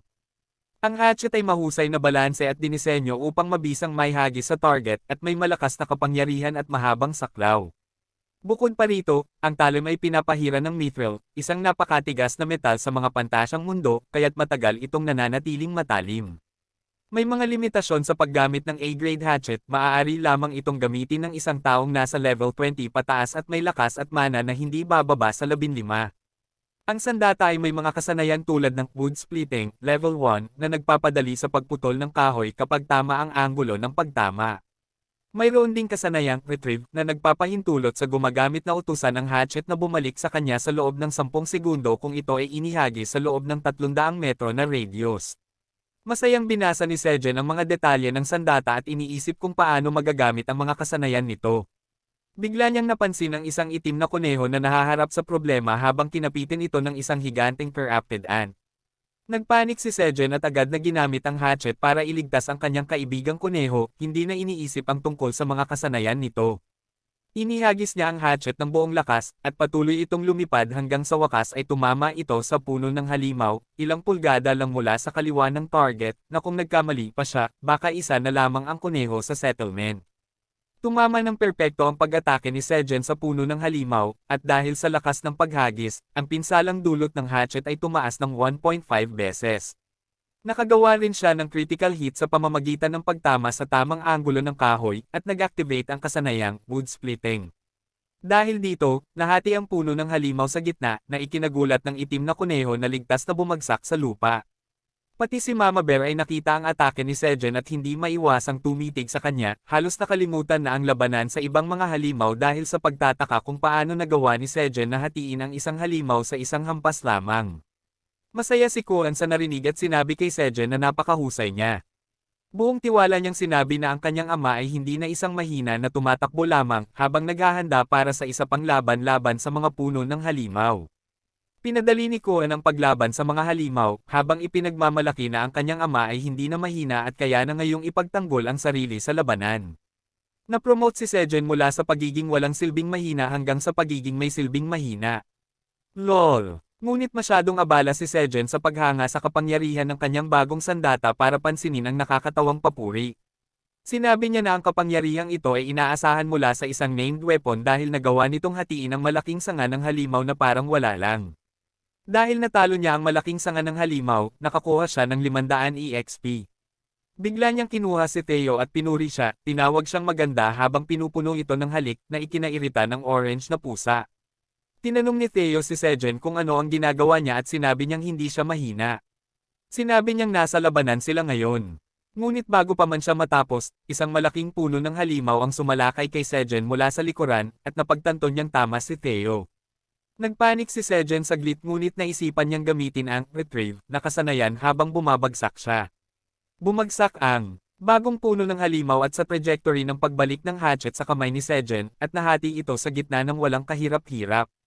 Natutuwa si Sejen na makita ito at si Theo ay napatingin sa kanya ng may kasiyahan. Sobrang tiwala si Sejen at sinabi sa mga puno ng halimaw na lahat sila ay mamamatay ngayon. Idineklara niya na hindi siya mahina, ngunit idineklara rin niya na ipapakita niya ng maayos ang kapangyarihan ng Tower Farmer mula ngayon. Tumayo siya ng matatag kahit na napapalibutan na siya ng mga malaking sanga ng halimaw, at sinabi ni Theo na susuportahan siya nito. Sumagot si Sejen ng, "Tara na." At sabay nilang sinalakay ang mga kalaban, determinado silang talunin ang lahat ng ito. Hindi nagtagal, natapos ang laban at naipon ang mga patay na puno ng halimaw sa isang gilid. Ang mga itim na Minotaur ay nagdala ng mga piraso ng kahoy mula sa buong labanan patungo sa Bonten, habang ang ilan sa kanila ay tinutulungan itong hatiin sa mas maliliit na piraso.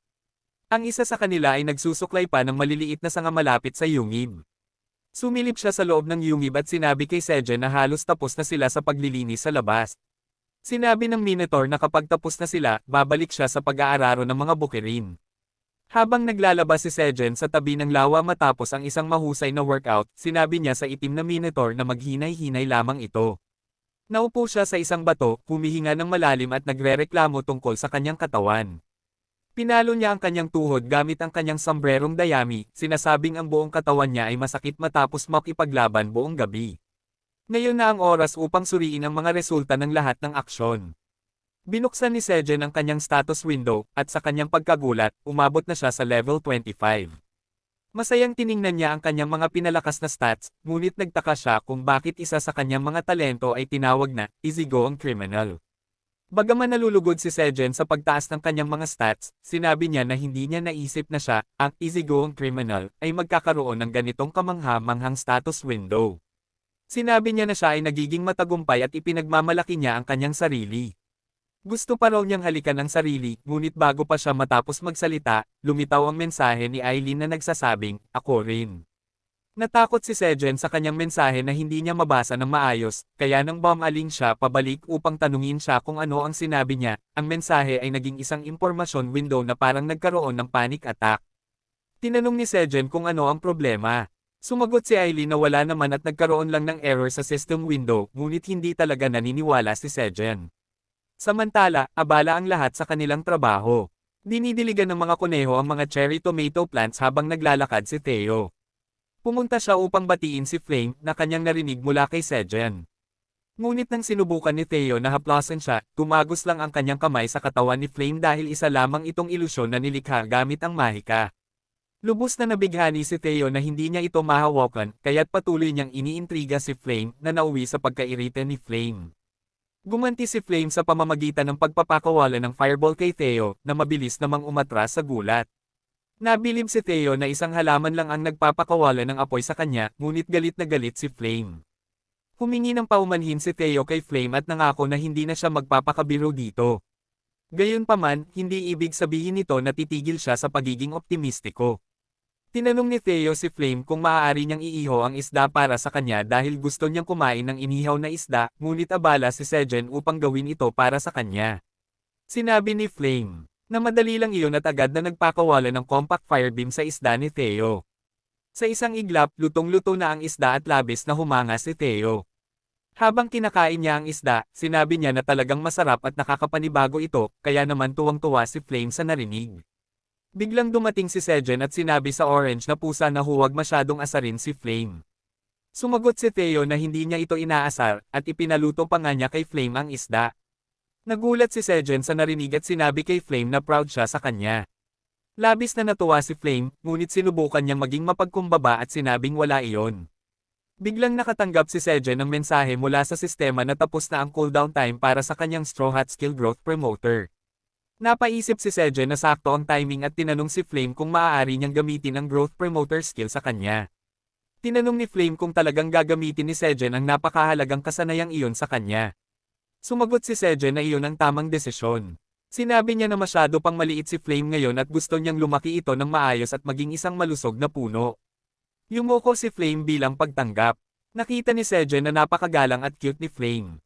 Nagdesisyon si Sejen na maliit na bahagi lang ng Growth Promoter skill ang gagamitin niya kay Flame. Ngunit sa kanyang pagkabigla, sinabi ng sistema na napakalaki ng growth potential ng apple tree at ang lakas ng 10 pananim ay gagamitin dito. Nagulat si Sejen nang malaman na ang buong kasanayan ay gagamitin lang kay Flame, ngunit huli na para bawiin ito. Bigla niyang naramdaman na lahat ng kanyang mana ay hinihigop patungo sa punla ng mansanas. Ngunit kahit ganoon, kunti lang ang nilaki ng punong mansanas. Tuwang-tuwa si Flame at sinabi niya kay Sejen na puno ng enerhiya ang kanyang katawan, ngunit biglang nahilo si Sejen dahil sa pagkawala ng mana, na labis na ikinagulat nina Flame at Theo. Tinanong siya ni Theo kung anong nangyari, at pagkatapos ay nagtanong si Flame nang may kaba kung nanghina siya dahil sa paggamit ng sobrang lakas para sa kanya. Para hindi mag-alala si Flame, sinabi ni Sejen na hindi iyon dahil sa kanya. Ipinaliwanag niya na pagod lang siya matapos labanan ang mga halimaw kanina. Sinabi niya na okay lang siya, pero medyo nahihilo lang. Sinabi ni Flame na tatanggalin niya ang pagod ni Sejen, at nalito si Sejen sa kung anong gagawin ni Flame. Ipinagsama ni Flame ang kanyang mga kamay at nagsimulang maglabas ng kanyang kapangyarihan. Isang puting apoy ang lumabas mula sa puno ng mansanas patungo sa nagulat na si Sejen, na sinusubukang intindihin kung ano ang nangyayari. Nang matakpin siya ng apoy, bigla siyang nakaramdam ng mas mabuting pakiramdam at gamaan ang kanyang katawan. Tinanong niya kung dahil ba ito sa puting apoy na iyon, at nagpanik si Theo nang makita si Sejen na nasusunog. Binasa ni Sejen ang detalye gamit ang information window at nalaman na natatakpan siya ng Flame of Purification na nag-aalis ng lahat ng impurities sa katawan. Sinabi niya na tinanggal ng apoy ang lahat ng impurities sa katawan sa loob ng 3 oras at pinabuti ang kondisyon ng katawan. Namangha si Sejen na may ganitong kapangyarihan si Flame, at masaya si Flame na natulungan niya ang kanyang master. Tinanong siya ni Sejen kung mayroon pa siyang ibang abilidad, at sinabi ni Flame na mayroon pa. Sinabi niya na bukod sa Flame of Purification, mayroon din siyang Flame of Friendship. Naging curious si Sejen dito, at sinabi ni Flame na ang Flame of Friendship ay nagbibigay daan sa isang tao na kontrolin ang apoy pansamantala o palakasin ang kapangyarihan ng apoy. Napanganga si Sejen sa narinig, at tinanong niya si Flame kung paano niya ito matutulungan. Bigla siyang nagsimulang mag-isip kung paano niya magagamit ang apoy laban sa mga Ents sa susunod nilang pag-atake. Biglang yamakap si Theo sa kanya, hinihingi ang kanyang atensyon dahil may mahalaga siyang kwento na nais sabihin kay Sejen. Sinabi niya kay Sejen na nalaman ni Hantigen, isang tao, na hindi siya nasa ika-40 palapag. Medyo nagulat si Sejen sa narinig, at isang sandali bago siya tuluyang nakapag-react. Natarante siya at hiniling kay Theo na ulitin ang sinabi dahil maaaring magka-problema siya ngayon. At dyan nagtatapos ang video na ito. Nagsimula ang chapter na ito na biglang tinawag ni Theo ang pansin ni Sejen at sinabi na may isang tao, si Hantejun, na nakakaalam na hindi siya nasa ika-40 na palapag. Nabigla si Sejen, hindi dahil nalantad ang kanyang lihim, kundi dahil ang alamat na mangangaso na si Han Taejun ay nakausap si Theo. Si Taejun ang pinakamalakas na mangangaso sa Korea, at tinanong niya si Theo kung totoong kaibigan niya ang isang tao na katulad nito. Kumpirmado ni Theo at inulit na alam na ni Taejun na hindi talaga si Sejen nasa ika-40 na palapag. Gayunpaman, tiniyak ng pusa na negosyante na wala silang dapat ipag-alala. Ibinunyag niya na pumirma siya ng isang kasunduan ng kompidensyalidad kasama sina Dongshik at Taejun upang hindi lumabas ang sikreto ni Sejen. Sinabi ni Sejen na magandang balita iyon, ngunit hirap pa rin siyang maniwala na si Dongshik ay alagad ng alamat na mangangaso. Iniisip niya na para sa kapakanan ng kanyang pamilya sa Korea, kailangan niyang magkaroon ng magandang ugnayan sa kanilang dalawa. Nagpasya siyang tulungan pa sila sa pamamagitan ng pagbibigay ng mga espesyal na pananim. Pagkatapos ay tumingin si Sejen kay Theo, na walang pakialam na nililinis ang kanyang balahibo. Iniisip niya na noong nakipag-ugnayan siya kay Dongshik noon, baka nagkataon lamang iyon. Ngunit sa pagkakataong ito, nakakuha siya ng koneksyon sa pinakamalakas na mangangaso sa Korea sa pamamagitan lamang ng pagbebenta ng ilang matamis na kalabasa. Nagtataka siya kung natural ba sa mga negosyante tulad ni Theo ang ganitong kakayahan sa paggawa ng koneksyon. Hindi niya alam na malamang paborito ng Diyos ng plot armor ang orange na pusa. Bigla na lang nagsabi si Theo na may hiling siya kay Sejen. Tinanong niya kung naaalala pa ni Sejen ang dahilan kung bakit siya naging isang palaboy na negosyante.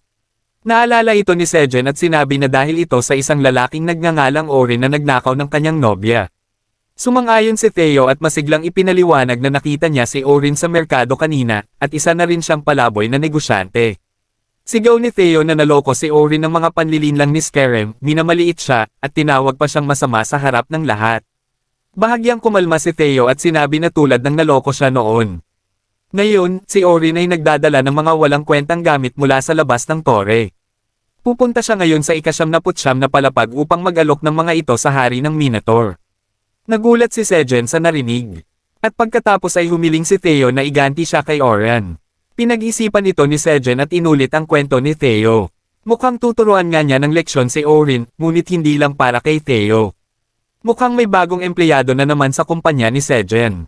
Ilang araw pagkatapos, narating ni Orin at ng kanyang 2 tauhan ang ika-79 na palapag.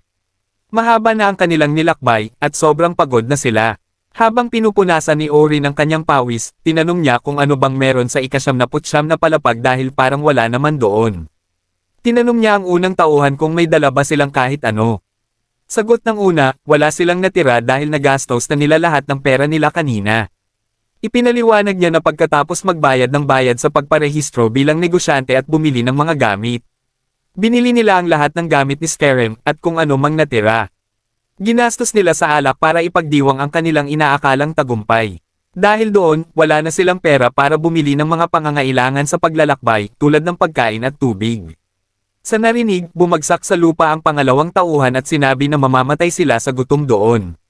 Sinabihan siya ni Orin na tigilan na ang pagiging dramatiko dahil magbebenta sila ng kanilang mga paninda at yayaman. Sinabi niyang mabilis nilang kikitain ang 1,000 tower coins at pagkatapos ay babalik na. Sinabi niya na dapat silang pumunta muna sa hari ng Minotaur at humingi ng pagkain at tubig. Dahil pumunta sila sa malayong lugar na iyon upang magbenta ng bihirang mga gamit. Kaya dapat mabuti ang pagtanggap sa kanila ng mga Minotaur. Tinanong niya ang kanyang mga tauhan kung gaano pa katagal bago makarating sa hari ng Minotaur. At binasa ng unang tauhan ang mapa na ibinigay sa kanila ni Skerem. Sinabi niyang kailangan pa nilang maglakad ng 2 o 3 araw pa bago makarating sa hari ng Minotaur. Nabahala si Orin sa narinig. At ang pangalawang tauhan ay nagpasya ng ilibing ang sarili sa lugar na iyon. Bigla nilang narinig na may paparating at nang lumingon sila, nakita nilang may 2 kuneho na papalapit sa kanila.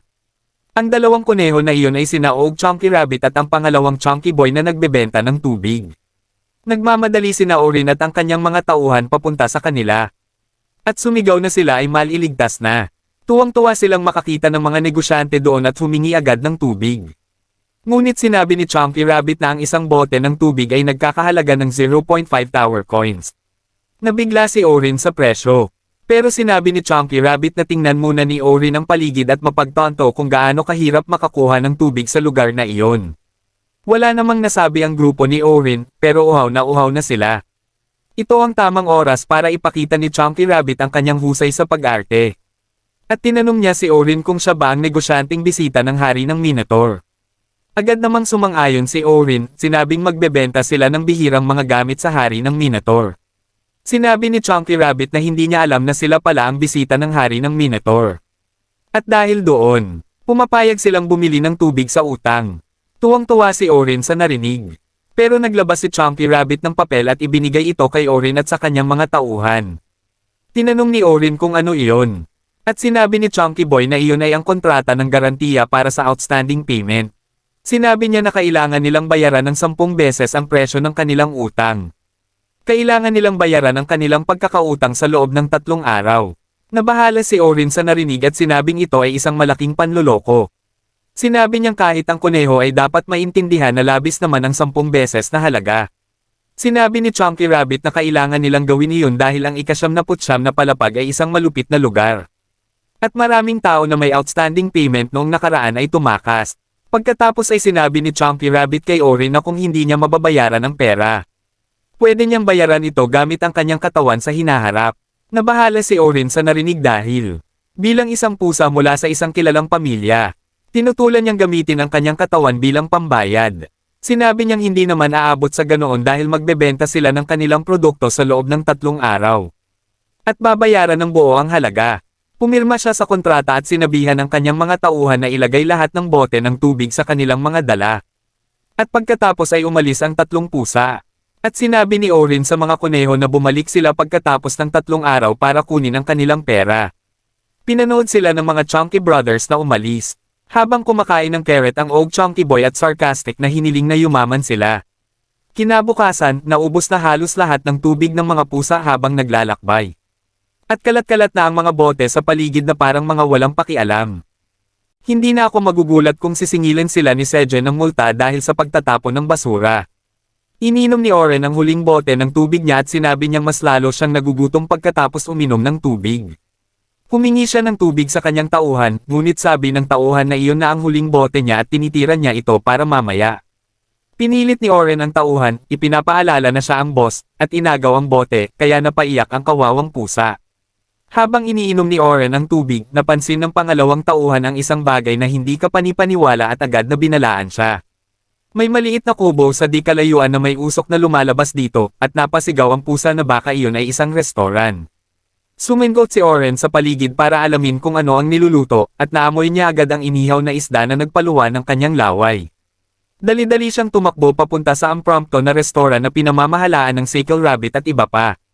Malugod silang tinanggap ng Sickle Rabbit sa nag-iisang restoran sa ika-9 na palapag na tinatawag na Rabbit House.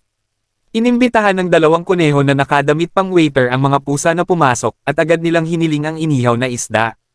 Sinabi ng Sickle Rabbit na isang tower coin ang halaga ng bawat isda at kailangan nilang magbayad kaagad. Nagulat si Oren at sinabing napakamahal nito. Ipinaliwanag ng Sickle Rabbit na walang lawa o dagat malapit dito kaya napakahirap kumuha ng isda. Nalungkot ang mga pusa, kaya sinabi ng Sickle Rabbit na maaari silang mag-sign ng kontrata para sa utang na babayaran.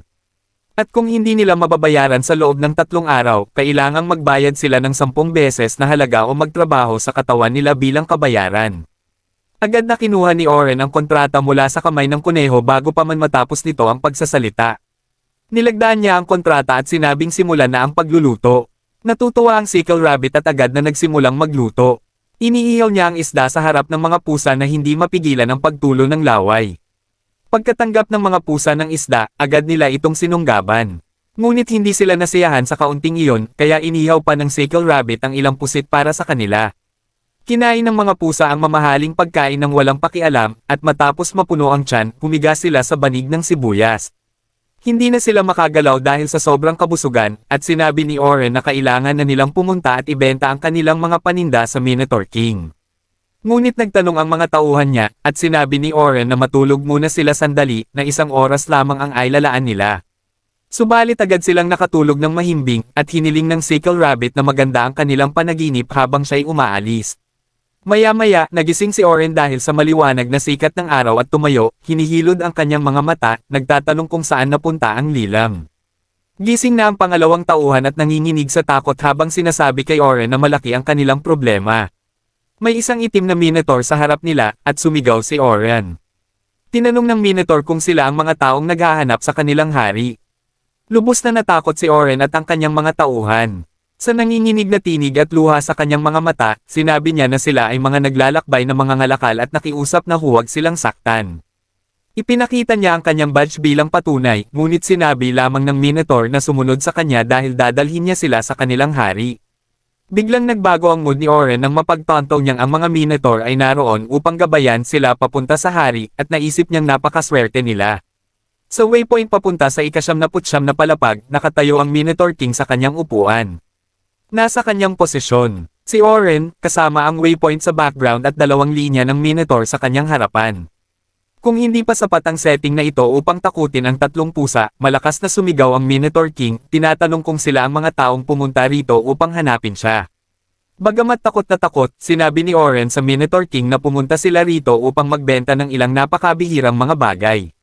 Sinabi niya na ang mga iyon ay mga bagay mula sa labas ng tore, at ipinakita ng Minotaur King ang kanyang pagkamausisa. Sinabi niya na kailangan niyang tumawag ng eksperto upang makita kung talagang bihira ang bagay na kanilang ibinebenta o hindi. Ang kanyang eksperto ay walang iba kundi ang ating bida na si Sejen. Ngunit ipinakilala siya ng Minotaur King bilang ang dakilang itim na dragon. Iyan ang lahat para sa video na ito.